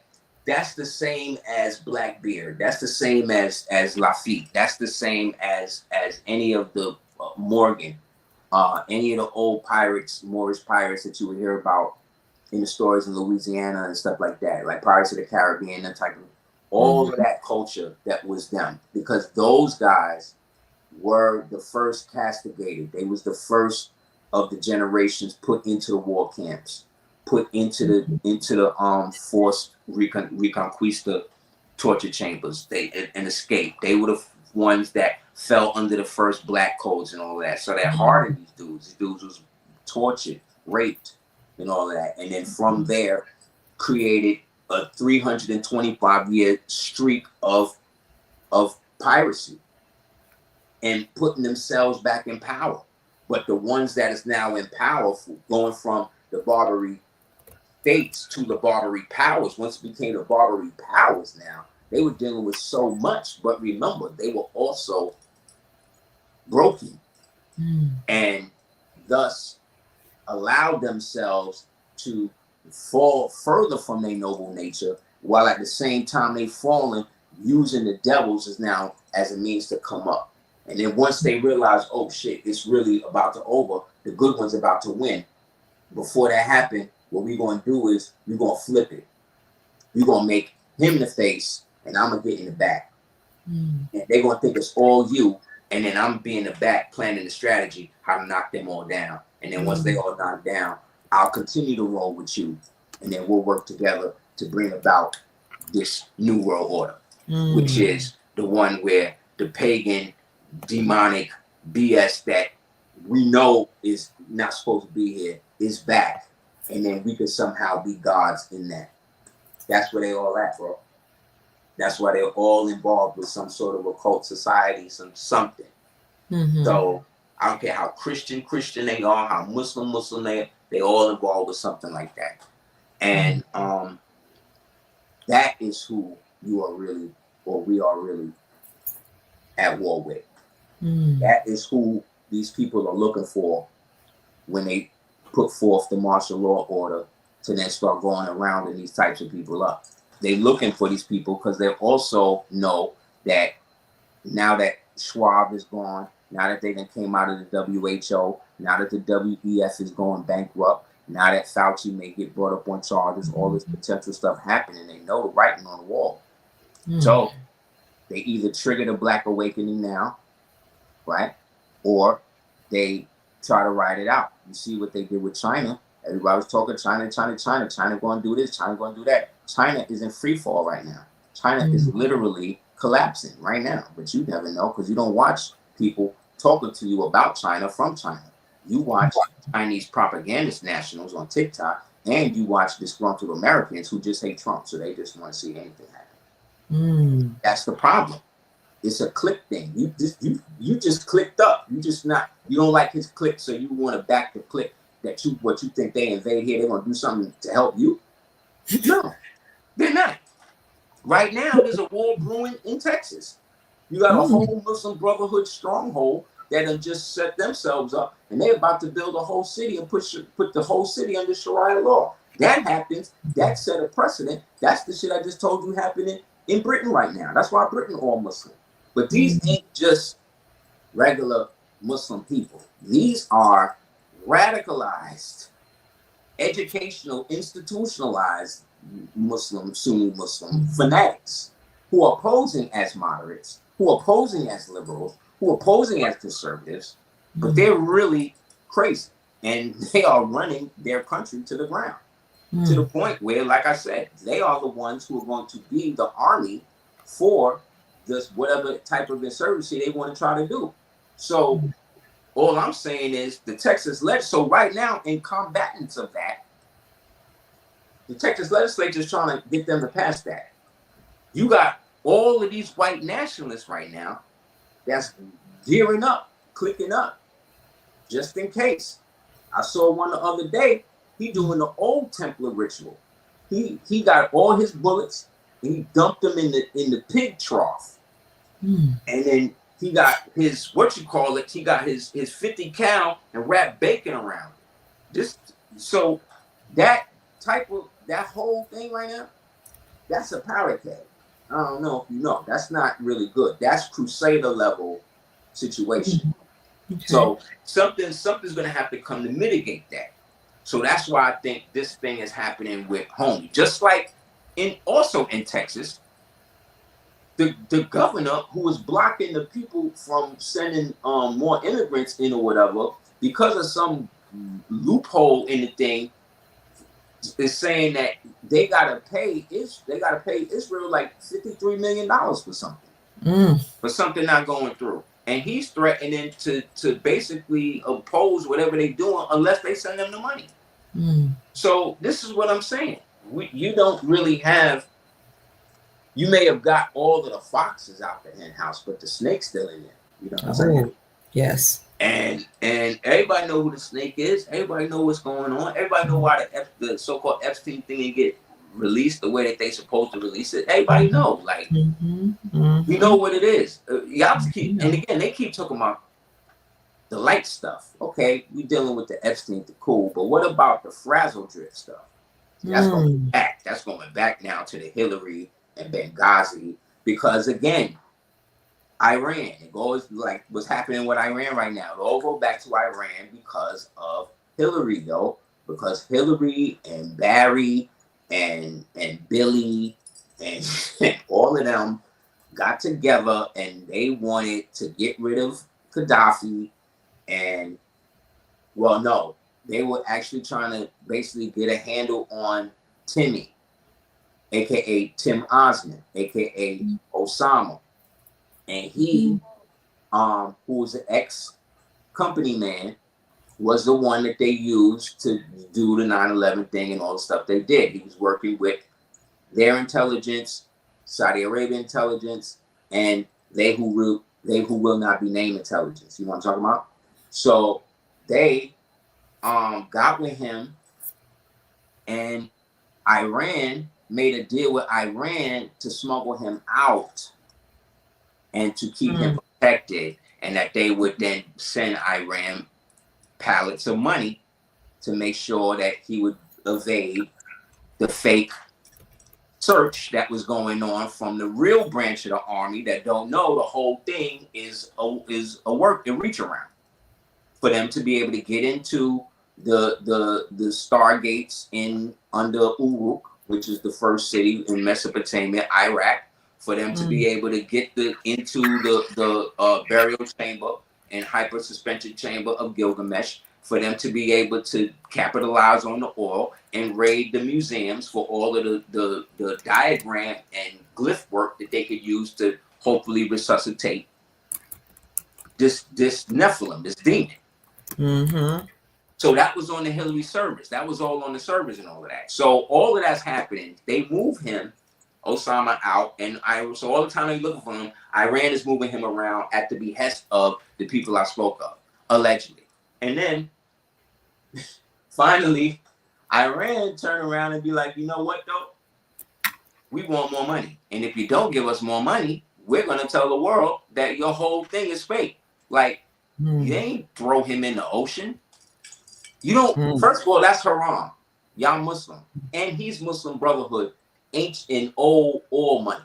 So nobody's burying him in the water like Megatron at the end of Transformers. You know what I'm saying? Like, that was fake. So obviously he didn't go like that. And what happened was the SEAL team, who actually went in to go get him and all of that, realized what was happening. That this whole thing was being backdoor run. And so the SEAL team had to go. And so they up out of here. So they up out of here, all of them. Problem is, it's all on tape. It's all on LimeWire. It's all on video. They got all of that stuff. And so now it's only a matter of time before it come out that not only did they not get him at that time, but they got rid of them soldiers who went over there to do it because they thought they was in the real thing and it was the theater, and they couldn't risk them getting out and telling everybody to go against the burial at sea story, which again, any Muslim in the world would look at that and be like, they ain't do that because Muslims don't agree to water burials. That's not how they do it. So that alone lets you know it's some trash. So all of that was on the servers. All of that plus the whole Anthony Weiner laptop, children face ripping off stuff. All of that was on those servers that she not only beat to death with hammers, but threw acid and stuff on. But you know, the devil keep everything. It's on the cloud. They got it all. Also, the police officers that found the tape and actually went through it and saw what she did and all that, after they saw it and vomited at what they saw and all of that, 2 of them wound up dead. The other one allegedly committed suicide by getting shot in the head. So, wow. So this is what I'm saying. The Biden crime family, the Clinton crime family, the Bush crime family, all of these are crime families. Have old school connections to intelligence agencies, to organized crime agencies, specifically the Jesuit-run Omerta, aka Italian Mafia, aka the Outfit. They're the ones who helped with political assassinations. It was the mob that helped stop the German invasion in Hudson Harbor in New York when the Germans was trying to invade with the U-boats. The mob and the CIA and they came out there and stopped them, believe it or not. Because at that time, at least, the mob was anti-communist or fascist. They were just nihilistic capitalists. So that's why eventually the mob had to go, or appeared to be gone. Instead, what they did is what they did. So we think the mob was gone, but what they did was they went corporate. That's what the movie Godfather 3 was about. Went corporate. In which, what's his name? Michael tried to take control of what? The Vatican Bank, and then run the Vatican holding corporation called the Immobiliari, aka the Illuminati, that he then could do business then throughout the world under the banner of being a banker. So he basically in that movie was becoming the new Rothschild. You understand?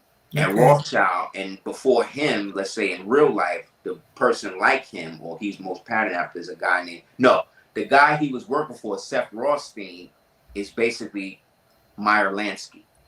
Meyer Lansky was the Ashkenazi Jewish operative that worked with Lucky Luciano and them to establish the first outfit in post Reconstruction. And then that's when they set up the import export businesses. That's when they set up the gambling houses, and they started to take control of the ghetto areas in which they had put them in at that time, because it was all in the ghetto, and moved all the original people out. And then the more they expand, the more money they got, the more they can expand, the more they open up Catholic churches, the more they import more of their families in, the more they push us out. The more they push us out. Take the buildings, right? Now the church, now the mosque, the free energy building, now that becomes the Church of St. Peter. You see what I'm saying? This becomes this. And then now they're worshiping their God. They take all of the pictures of the original Nestorian Christ, black Christ, God, angels, take all that out, put the new stuff in to reflect the people that's there now. See what I'm saying? Wow. They believe that they're it. But that's why Italians always looked at Italian Americans as a little different, because Italian Americans weren't fully Italian unless they could trace their lineage all the way back to Sicilia, right? And then to do that in the mob, they would have to trace your ancestor back to that first Patagonian woman who laid with that Moor that created your granny, that then made that. So just like in Japan, if you want to run the mob and part of it, you got to prove that you got the blood of the Moors in it, even though they want to, act like they don't know. That's why they look at us crazy when we're not who we are. But when they know that you're of your nationality, they treat you a little different. They talk to you different. It's funny, because they know we're their pops. Y'all didn't become white until 1914, like everybody else. Technically, they still don't consider them white, but that's why they bleach themselves out to the point that you think, when you see an Italian, you think white. When in actuality, in 1900, an Italian was somebody that looked like Haile Selassie. It's just how it is. But they have a midway point, and that's when they start calling them Neapolitans. Neapolitan, okay. See, that's what I'm saying. Like, this is how they do. They just move you around, but keep you in the same place. Call you something different, make you forget the original name. So you talked about Trump taking out certain things like unions and downsizing the government in so many words, people getting arrested, judges getting arrested. Can you speak on pastors getting arrested? Why are pastors getting arrested right now, whether they come from the black church or the so-called white church? Why? What's that about? They're supposed to be men of God, the leaders, one spreading the truth. Part of their occult prophecy for the Black Awakening is that they use the people as the means to the slaughter. So they use the pastors and these type of people. Back under Bush, they created something called the League of 26,000 Pastors. Okay. And that league was created with 26,000 pastors. And they all were basically kind of like given the low-key anointing by the government to be able to perpetuate the government by not speaking against it, by not dealing with anything secular, always keeping the people wrapped up in the illusion and all that. One of the biggest ones was a dude who wound up defected, but he was probably a double agent. This dude, Ray Hagins. I don't know if you ever heard of him back in the day. But Ray Hagins was one of the first ones to come out, and he basically was there to kind of take people away from what Bobby Hemmett and Brother Dawood and them was doing. And he was a big pastor. And he came out and he was going into how Egypt was this and this is that. All of the stuff we was talking about in the community. He was like one of the few Christian so-called pastors coming out and dignifying it. The only problem was it was still surface stuff. It was still like all of the stuff that we had already heard from Bobby and everybody else. So after a while, you could see like this ain't gonna last long. And then eventually got found out he was a part of the 26,000 pastor thing. Allegedly. So that's what happened. So all of those guys are basically knights of the church. The knights of the church means that they're basically gentlemen. Gentlemen meaning that they're Freemasons in some capacity or the other. And their union is what allows them to maintain that. Because most likely they're 501c3s, so they're receiving a check. You understand? And they have already agreed to do that. So now what's happening is that 26,000 passer thing was again part of the USID thing and part of funding the Black Awakening thing. And so that's basically like treason. So they got to go too. See what I'm saying? Because they're basically agents of the same thing, but they just can't tell the people that, because what you have is you have pockets of insurgency in a lot of blue states and so-called red states.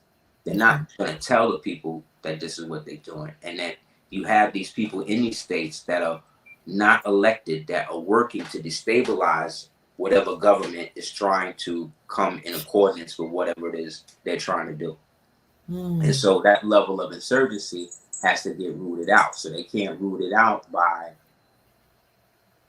overt, covert means, in a sense, to a certain degree, because that's more money. It's easier to just pass a form of legislation real quick, use a national emergency at the border, create a limited martial law situation, and then try to milk that and clean out everybody that's involved. So those are the people I think that they really going after, because those are the people with who are the most crazy and are the most funded. You see what I'm saying?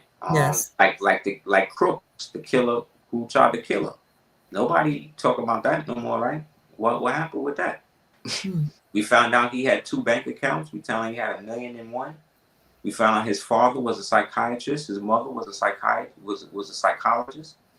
He looked crazy. So okay, I'm thinking MK Ultra. I'm thinking Arlington Road. Go and look at that movie, Arlington Road, with Jeff Bridges. This is how they also create killers. This is probably when you see that movie, you'll see what I'm talking about. This is how they. What's it called? For Arlington Road. Arlington. Yeah. Road. ROAD. Okay. Yeah. Arlington Road. Definitely see that movie. That movie show you all of what I'm talking about in terms of how to prep a subject to become a mind control killer. Like it's it's easier than you think in certain instances. So they show you how they do it in that movie. Okay. Good Shepherd is the movie you can watch that shows who was the people who invented that type of technique. To watch that. There's another movie you should watch with Nick Cannon called The Killing Room. Watch that movie. This is all about how they try to focus and create psychopathic killers by, again, focusing on the apoptosis gene. The apoptosis gene is the gene that triggers cell death or self-deletion So their goal with these killers, like what they do with the Muslims, is that they mind control them and tune them up to such a degree that the apoptosis gene can just get turned on. That's why they can just blow themselves up, just do certain shit, because they get them in young. That's why when they chain them to the Quran, and they beat them when they're intoning it. But while they're doing it, they gotta constantly read it and recite it. And while they're doing that, they're throwing little demonic hymns in there to them to get these children more in tune to that. You understand? So by the time a certain age, they look at life and death as the same thing. And that's why they could do that. They did the same thing to the African children with the whole African child soldier thing, which they're making another movie, part 2 to the Beast of No Nation 2, where they're talking about prepping up the kids to go in there and kill the African governments. Because right now, the biggest person of freedom in the world is brother Ibrahim Traore. And everybody think, but next door, Mali, they doing even bigger stuff. They don't even talk about them. And they're not talking about Burkina Faso. They're only focusing on Traore. Right. They tried 2 coups, they didn't work. All of has stepped up to support this man, as well as in all of Europe. Everybody support him. So I don't think it would be a good move for the administration to try to move on him like that, and bringing out the black puppet to lie about how and what he's doing to his people was really so obvious that now it's like, I noticed with this dude, talking about 47, you gotta let him know that certain shit he do is just not cool. Mm-hmm. You know what I mean? Like Mm-hmm. he's an egomaniac. So once he realized, like, okay, this is not really cool. Like they not really feeling this. He's still an entertainer. He still want to, you understand? He still want people to like him to Right. a degree. Like every entertainer, they all got Mm-hmm. IMDb pages. Every politician, every actor, every one of them niggas got an IMDb page. So somebody's getting paid. Somebody's getting residuals from this movie, and it ain't us. So with It ain't us. that, he go to a certain degree and then pull back. Like with the tariff thing, everybody was going to think. I'm surprised he lasted as long as he did with it, and he turned out. China now is agreeing. They turning See? this around. They turn Yes. around. So what y'all gonna say now? So now with this new martial law thing I'm watching, that's what I'm thinking. That now that he got them capitulated, I think part of the capitulation is he on Xi Jinping got to give up a lot of the Chinese assets in the country. Mm. Hopefully, the farmland definitely, and them police stations. Mm. Chinese got secret police stations in every state in the union that monitor and spy on Chinese Americans. Mm. And the FBI know it. Everybody know it. They've been doing this since Bush. After Mm. Bush went over there and they killed him with the vomiting. Remember all of that? Mm-hmm. Remember? Okay, Bush goes over there. He get poisoned. He died allegedly, and then that's when they bring back the new Bush, and he comes back to America. After that, China was now an open, friendly business partner with America. Mm. So I think something went down with that, and then that's when Bush followed through with what Reagan did, and he's followed through and it shut down all of the manufacturing companies, and then all the manufacturing companies went to China, right? Yes. So now we're seeing the reverse of that, where if the Mm. companies want to make money, they got to come back. So what the WEF Mm. and then UN want to do is make America look whack, like, oh, America whack, and this is whack. Y'all don't have this, that. Yeah, everybody's gay.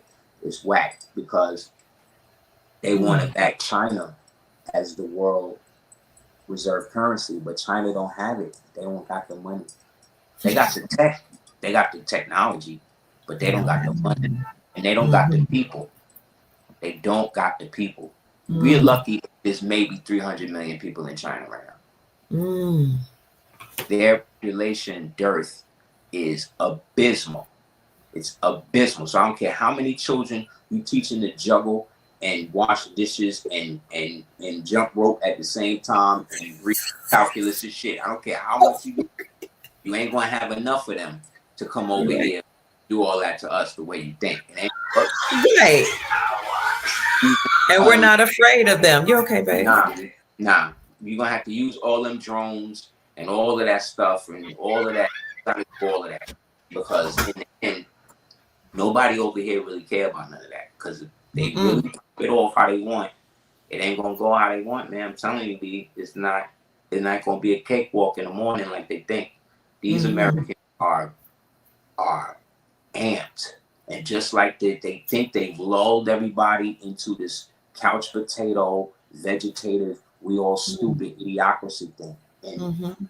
And it ain't like that. It's people who've been prepping for years, who got so much shit. They just wait and they pray every day. Oh, please let China invade. Please let Russia invade so I can use this shit. Like people are really, you don't know how almost patriotic some of these people are. You think it's a joke. They, My eldest son, Douglas, used to watch the preppers, the white nationals, and watch how they would, talk about their guns. They would clean them, they would load them, talk about all the stuff they had in storage and how they were just right. waiting for China. And he said all of a sudden they went away. He said he thinks he don't know if they just got censored from the internet. Well, yes, part of that was censorship. The other part was the collective. It's better to be seen and not heard. We not gonna say Mm. nothing. We just gonna see how bad it get, And as it gets bad and bad, and they get worse, everybody think everybody in the government is on the same page, and they not. You got cells within cells within cells. You got cells that's been in this embedded in this government since the founding. You know what I'm saying? You don't even know. Like, remember, the original government was all melanated people. And one day, a mulatto came Washington, and then they decided, you know what, we're gonna put it all on him. And then his other mulatto friends, Jefferson and Madison and the rest of these niggas was like, okay, cool, we'll do it. But you know what? Let's import more of them slaves. And they brought more of them slaves over here, white slaves over here. Because they melanated, they black. But then they started practicing with the Barbers. They started having babies with them. And the next thing you know, they have a generation of children. That child is straight white. And then they start now purchasing melanated people. See what I'm saying? Wow. Of war, and then redesignating them as slaves. Because remember, to be a slave, you had to be from Slovenia, you had to be from Slovak, you had to be Ashkenazim, you had to be a Slav. You had to be that. At this time, once the mulattoes took power and they started doing that, they started to enslave their grandparents and then giving the inheritance to the white people that they marrying in. This is a book you can get called The Blue Vein Society. It gets into all of this. Okay. This the color struck, the whole darker than a paper bag thing. All of that come from melanated. All that come from melanated people. The octoroon, quadroon, mandaroon, all of that racial classification shit come from the Franciscan Moors, aka the when the Haitian Empire broke and then those guys became the French. They're the ones that started to do that. The ones who refer to themselves as French. Why are Chinese men now marrying African women? Somebody asked that. Is this why Chinese men are trying to create a whole new populace? So that way there's a whole Black, Asian, African strain in Africa now, which then gives them more ability to stay there and now create a whole nother subculture of Africans that will speak Swahili Mandarin. And then basically they'll get to a point after a couple of years, they'll want to get them, propagate them, and propagandize them to the point that they identify more with China than Africa. Then they'll use them as a means to then push against the traditional Africans. And then people at that time will be rooting for the Asian African over the dark original African. Like, this is what they're going to do. And I know because that's how Spanish people got here. That's how Irish people got here. That's how French people got here. That's how they got here. They just create a new identity. Like Latino is not even Spanish. That's French. It comes from Ladino or Ladino, right? Which is actually, it's really Creole. It's actually Ladino, Ladino. And that's what the French Moors, who broke away from the traditional Creole Empire Moors, started to refer to the Spanish Moors, who were the Catholic Roman Moors amongst them, who they were now trying to convince to work with them against the traditional ones that they had just broke away from by calling them, oh, you're special, you're Latino, you're Ladino. See? And then that becomes Latino. And then it becomes Latino, right? But the Latins or the Latino comes from a sword. The sword that the Romans had was called the gladius Latinus. And when they would come through and the Romans was coming, they would say, there's the Latinus, there's the Latins, there's the Latinos, see? The ones with the swords. And so that then trickled down into the Spanish, right? By way of the French into the Spanish, who then adopted that and then started to speak the Latin, because they were now converting to Catholicism that the French ex-Creoles was now adopting, so they could get together, so they could shut down the original. You know what I'm saying? Yes. So again, we always fall to people who look like each other. We rarely fall to anybody else. That's why, like I said, as crazy as people want to say original people are, they doing the most crimes and everything to each other. You know what I mean? More so than everybody else, more than to anybody else. However, they get the most punishment because we're the ones that's supposed to be the least on that. Yeah. So until we get to the point of understanding, how it's working, what's really happening, we're going to continue to fight over political ideologies that we predate. Like, Mm. I really don't care what the Republicans do. I don't care what Trump do. I don't Mm. care what any of these niggas are doing. Okay. I will only care when it is affecting me or people who are directly associated with me, i.e., my Mm. people. And as of right now, with everything that this dude is doing, of all the people I speak to every day, all around the world and the country, nobody is saying that what he's doing is affecting them negatively. The only people saying that is people I don't know personally on Mm. Facebook and shit, who may not even be real people, as well as YouTube clips and stuff. That Right. much as it's destroying or whatever, the sun's still rising.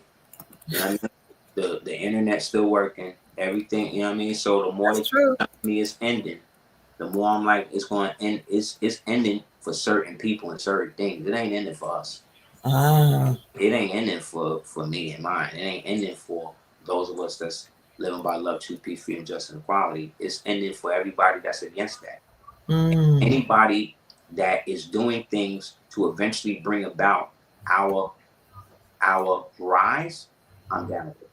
So I don't care what is happening to people who were never supposed to have that type of endowment in the first place. Mm. They are not in the same so-called oppressed struggle as I am. And I'm not Mm. even in it the way I was. I'm in Right. it because I'm in the physical body trapped here to be able to exist and have to figure out how to navigate it. But since Mm. I've taken that seriously, I am at a point in my life where I can focus on the things that are necessary for what's really important. My daughter, and making sure they have something that most a lot of our people in my generation don't have. A lot of my people don't pass down stuff to their family no more. They sell it while they alive. They don't They have nothing. sell it. Mm-hmm. My generation, especially my generation, these niggas sold out. Them niggas sold everything. They I, did. I remember going to relatives like, why are we trying to sell our family house? Well, your mother want to do this and get this and it. It's like nobody want to do that. They just want to give it all up and then talk about Mm-hmm. what they don't have. So that's why I don't buy it. Y'all niggas are supporting your own oppression by not working together. And you're looking for people to have problems with that would actually work with you. So I can't do nothing with that. So Mm-hmm. keep Yeah, that. I used to tell my sons who said, "Mom, we're involved in the struggle. We got to fight. You know, this struggle, the struggle to free our people." I said, as long as you keep that mentality that you're in a struggle, you're going to stay a slave. But Yes, as soon as you free yourself from that mentality and from those words that you're in a struggle and you got to fight for a struggle, yes. that's when you're going to be free because you're bigger than this physical existence. Thank you. Thank you. And Change your mindset. we existed before this and we're gonna exist Absolutely. after it. And Yes. nothing that Trump or anybody can do to stop that. And again, I mean, I don't want to predict the future or whatever, but at the same time, Yeshua said, render unto Caesar what is Caesar's, bro. If you don't have no real relationship with him like that, he don't really rock with you like that. Like I said, the Romans weren't really racist. What the Romans were classists. And as Mm-hmm. classists, they believed that the Roman class was the highest class, and any other class that may be better than them, like the Carthaginian Empire, the Etruscans, like all these other nations, they realized that they could never be them. So the Mm. only way in, the way to do it would be to take them over, get Mm. them to adopt their ways, and then they bring them down to their level and they get raised up together, and then we go and Mm. do the same thing somewhere else. So a whole nation based on hostile takeover. So you could be a slave, be taken it, but it wasn't you were born into slavery. You were made a slave through prisoner of war. Mm. Once you became prisoner of war and then sold, you could get your freedom through whatever means, but the quickest way was through the gladiatorial situation.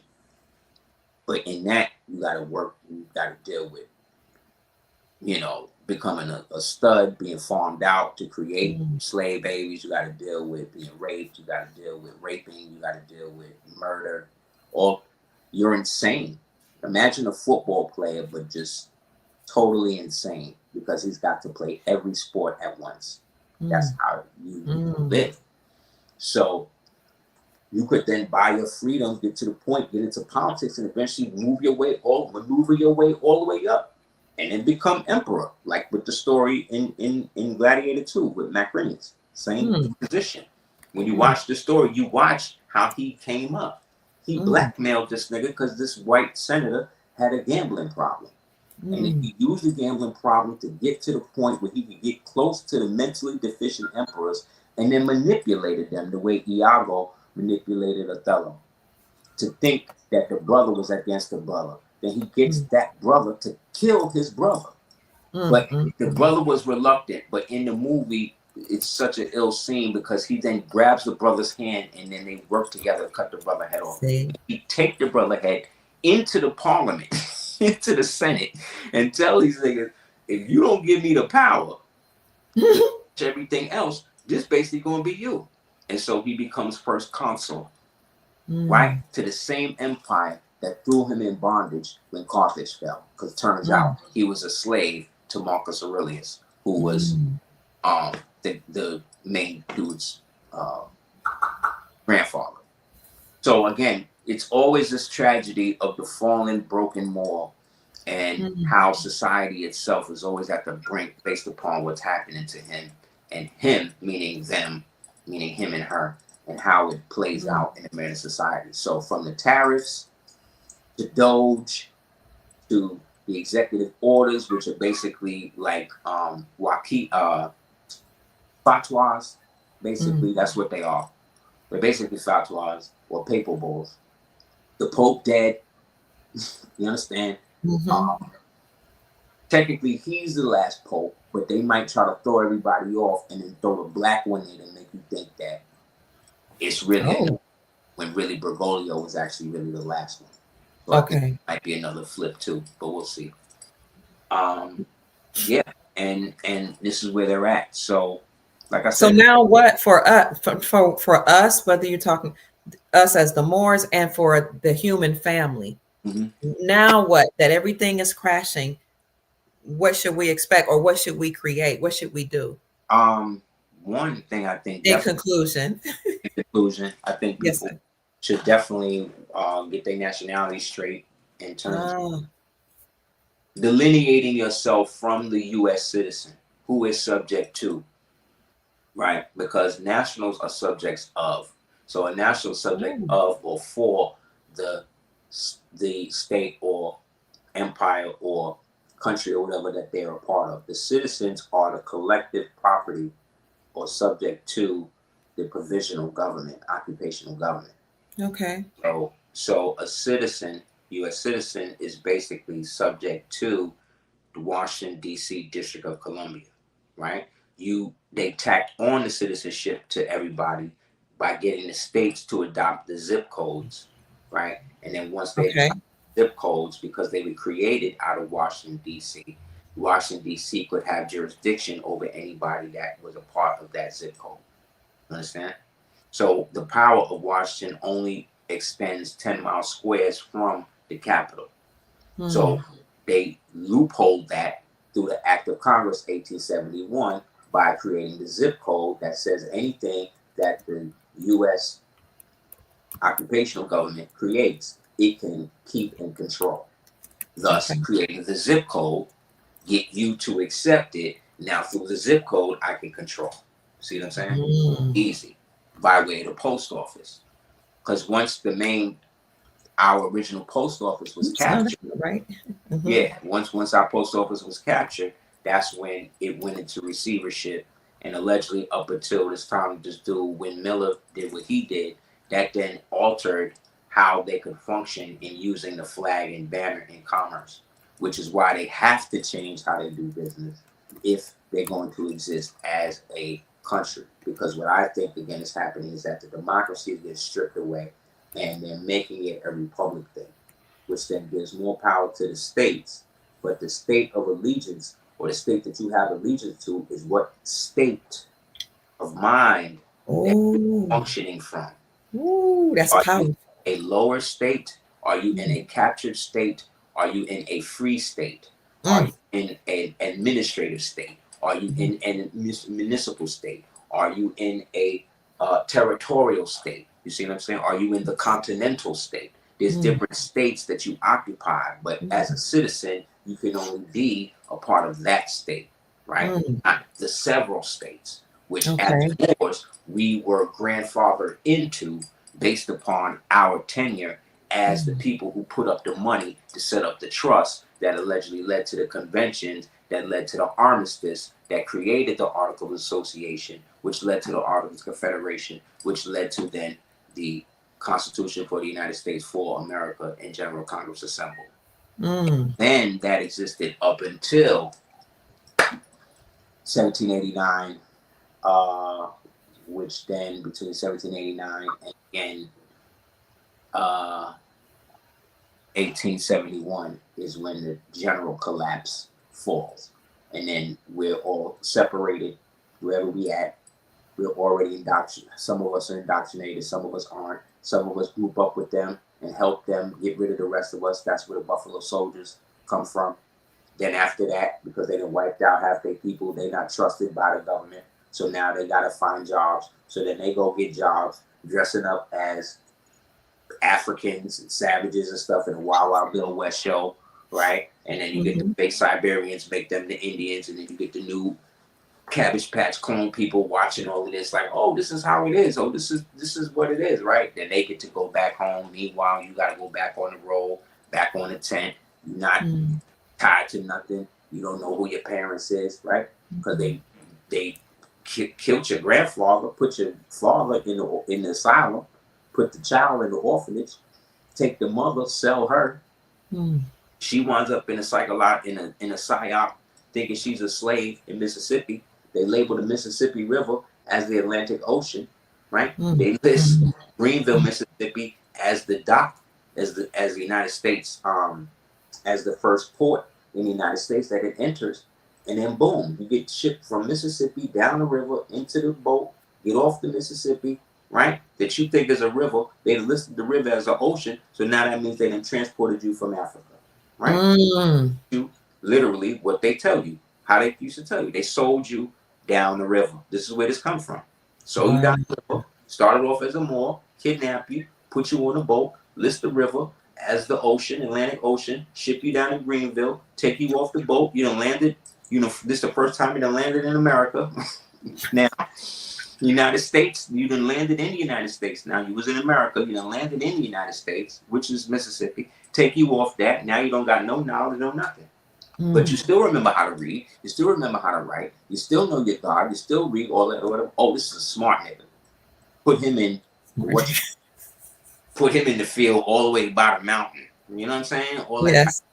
But they browbeat you to such a degree on the way there. You see what I'm saying? That Mm-hmm. you halfway damn near brain dead. Mm. Boom. You can't escape because it's not the slave catchers. It's the people on the plantation with you informing on you.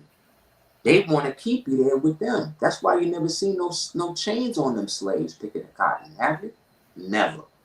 Because they wasn't there on chains and shit. It was mental slavery they broke them brothers and sisters down. To the point that they didn't even realize they was on their own land, picking their own cotton. And that this white man was never a master of nothing. Mm-mm. But it's the butler, the house nigga that really owned the house. He Yeah. working with this dude to Mm. keep us crazy, to Mm. make us think that he can just rape and do all this thing. Mm. Mm. Mm. You know what kind of evil that is? That's what That's I'm very saying. evil. There was a movie called Alienation, and it's Yeah. all about this. And what Alienation. they said that the overseers, the people who was doing this to all of the aliens, actually looked exactly like the aliens. So they couldn't Wow. tell who was who. Mm. And what was it about? What we gonna do now that these aliens is here? We gotta integrate them into society, right? We gotta give Mm. them jobs. We gotta Mm. give them housing. It's everything that's happening right now. And that they went from a movie to that to a TV show. Mm. And it's all about what they're doing now. It's just that it was with aliens then, just like it's with aliens now. So what we can do, again, just to recap, is to, one, divest from anything that's not suiting you and your family individually. Start to practice more financial literacy instead of always trying to put your bread to banks and stuff like that. Start looking into credit unions. Start looking into what you call it, so-called black banks that charge lower interest rates to their own people. You know what I mean? Start looking at What is that? What is that you just said? I I missed said it. I said Black so-called melanated, or what they call black banks. black Right? banks. A lot Okay. of so-called melanated, so-called black banks out there that are very successful. They give good interest rates to their people, to their own people, where they don't practice predatory lending. But a lot of them are never um, talked about. Same thing with credit unions, better credit unions. You have Credit. control of your money and stuff like that. It's easy to open trust accounts and things. You know what I mean? Start to invest in yourself in terms of your own life insurance, your own life insurance policy. The whole life insurance industry again started with the Moors through the Barbary Company, where they had to insure those Moors and make sure that their royalties were paid to their families after they were back from whatever campaigns that they was on. And so the Barbary Company became one of the first underwriters in the world. These are more. So insurance is not some white man created thing. That's something that you created. That again, they took from you and then put usury into it and then turned the whole thing into something else. But in What the about investing in gold and silver? Can you create your own bank that way? Yeah, I was just gonna say that. Sorry about that. With the policy, then you can borrow again, use that money towards your trust, purchase more gold and silver, and then use the hard assets to set aside a certain degree of money to then invest in soft assets or passive income things. Invest in things together. Find somebody else that's doing the same thing you doing. Get three more of y'all together. Put up some bread. Invest in laundromats. Invest in what you call it, cash businesses, because they want to phase cash out, because they want to get everybody on the paperless thing.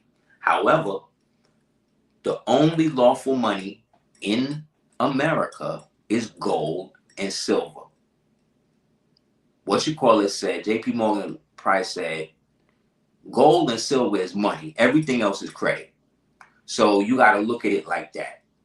Then what you do is go and make sure that anything associated with the name that you now corrected and declared, you make sure you secure that name, both through a trademark or through a personal copyright or something like that, that then gives you the sole jurisdiction over that name, which then allows you to then charge an exacting fee for anybody that uses that name erroneously against you, because that name is now associated with a private trust that you have been endowed to protect. Therefore, you have the right to be compensated in that. Therefore, create a closed loop around yourself and pay each other to do things. When you open a business, if you got an idea for a business and you got a child, list your child as one of the heirs in the business. Matter of fact, name the business after you and your son. Remember how businesses used to be Harry's and Sons, Malcolm and Sons, Brothers Unlimited, Margaret and Sisters, Floyd and Sons.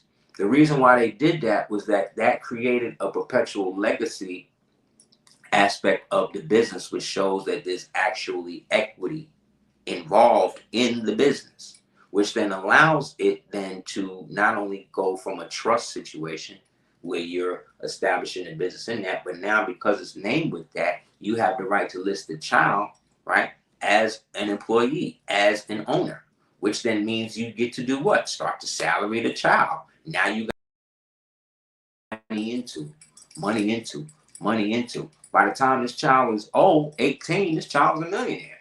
Now that child, right, can go into business, inherit the business you got, or create another business with you and wash, rinse, and repeat.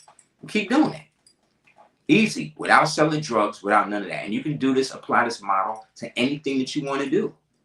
Because now a lot of the gates that block you from doing that is now being ripped out in front of you. There's not going to be a situation where because this person is this or this person is that, they're going to get the money over you. They want to see the best product. So if you got the best product, what you worried about? You only worry when you're not prepared. If you prepared, you got your shit together, and you ain't got to worry about what this other person's doing. Because you know, if this don't work out, my skills are such, I'm going to get it. You got to go back to having confidence again. But going back to confidence means that you got to also have a certain degree of shame. You got to be able to accept failure. You got to be able to know that sometimes it's not going to be right, and you're not going to be right all the time. And accept it and take accountability for it when you can. You know what I mean? Only for what you do, though, not for nobody else. Save yourself the time and trying to please what everybody else wants you to be, man. They're never going to be happy, man. They're all never really going to like you like that. They're going to like the aspect of you that is providing something for them. Very few people go beyond that with the individual. That's why you can have somebody that's great and then one day they be on the street, because once they stop looking great, people start caring. You understand? And those people actually believe that they were great instead of being great. You understand?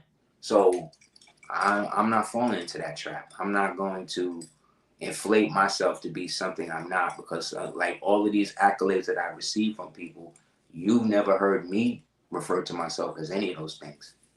You know what I'm saying? And I'm grateful for the acknowledgement and all that, but there's never one video that I've been out here and say, well, as your master teacher, I think that you've never ever heard me say anything like that, or even make myself to be Never. that, because that's when they get you. That's when it's over for you. That's when you believe in your own smoke and you getting caught up. And one thing I've learned in watching these people come and go is that the people, as much as we love them, they fickle, and it's a very That's slippery true. slope from them liking you to them just automatically hating you, and it won't even be for nothing. Sometimes That's so it's true. because you win too much. That's why I think it's happening with Homeboy. He just doing whatever he want to do. Such a He's degree. winning. Somebody just gotta be like, no, you can't do this. But it's like you can't tell the person you elected what to do. You can't do that. And if you do that, You elected him. you elected them to do that, and then now you think you're better than the country? You think you the one going to orgies and shit every weekend? You think you get to dictate what's okay? I see what's happening. So I don't have no sympathy for none of them, because I think about them as much as they think about me, which is never. So that's what I'm saying with the whole game. You can't. Never. You can't stop thinking that he coming to destroy you. Stop, like, you're bugging. Stop thinking that these white men, whatever these white nationalists is doing, they're gonna do. But if they was really gonna do it, they'd have done it by now. They don't. Half of them niggas got kids with melanated women anyway. So why don't we do like them and proclaim our nationality and be proud of our nation? Because people that look like us want us to be a part of their nation and claim allegiance under them. See, the Moorish thing means you're on your own. You're a real American, like before everybody was here. Like, so you are claiming the descent of those people who have been perpetual people from time immemorial and have always been known to be against Rome. That's one thing you could always say about Moors. You could just read Tacitus. Read what he wrote about the Moors, man. He said we are fighting an eternal war against them. That means we have been here for so long that all they do is just keep fighting. So in an eternal war, you gotta grab your own peace. You gotta create your own armistice. You gotta create your own dominion. And then you ride it out. Absolutely. So that's what we should do. Absolutely. Just ride it out. Render unto Caesar what is Caesar's. I told you some things that people could do financially to, get popping. If you want to hit me up, houseofl@hotmail.com to talk about it. What is it? What is it again? You say it again. houseofl@hotmail.com. aseer.com. You can hit me up there. You could also check www.aseer.com for a link to all of my other things I got open, my Facebook, my YouTube. Please subscribe there. Also, check out www.darkskull418. That's where I got my book on there. You can check that out. Same thing. Anybody who saw the movie Sinners, if you want to know where that a lot of that energy came from, most of that comes from a bunch of August Williams books, like Ma Rainey's Black Bottom, King Headley II, The Piano Lesson, a couple of other ones. Also, there's a scene in it that I think was taken from my book, Dark Skull 418. If you go to page 116, for anybody that got it, there's a whole passage in there a story I wrote called The Wrongdoers Respect Me, Even in the Devil's Juke Joint. And if you read that, remember, when you read it, and if you saw the movie, hit me up and let me know, because I wrote that back in 2013. Anybody else? Yeah, they eat it in hours. Yeah, it's I'm coming out. 3 o'clock. Anybody else? Hours. Let them. Anybody else? You deserve some drink, some food. 3 hours is tops. I got you. Anybody else? Talk all night. What are you saying? Anybody else? What are you saying? I was saying, anybody else have any questions? No, I showed your Facebook page.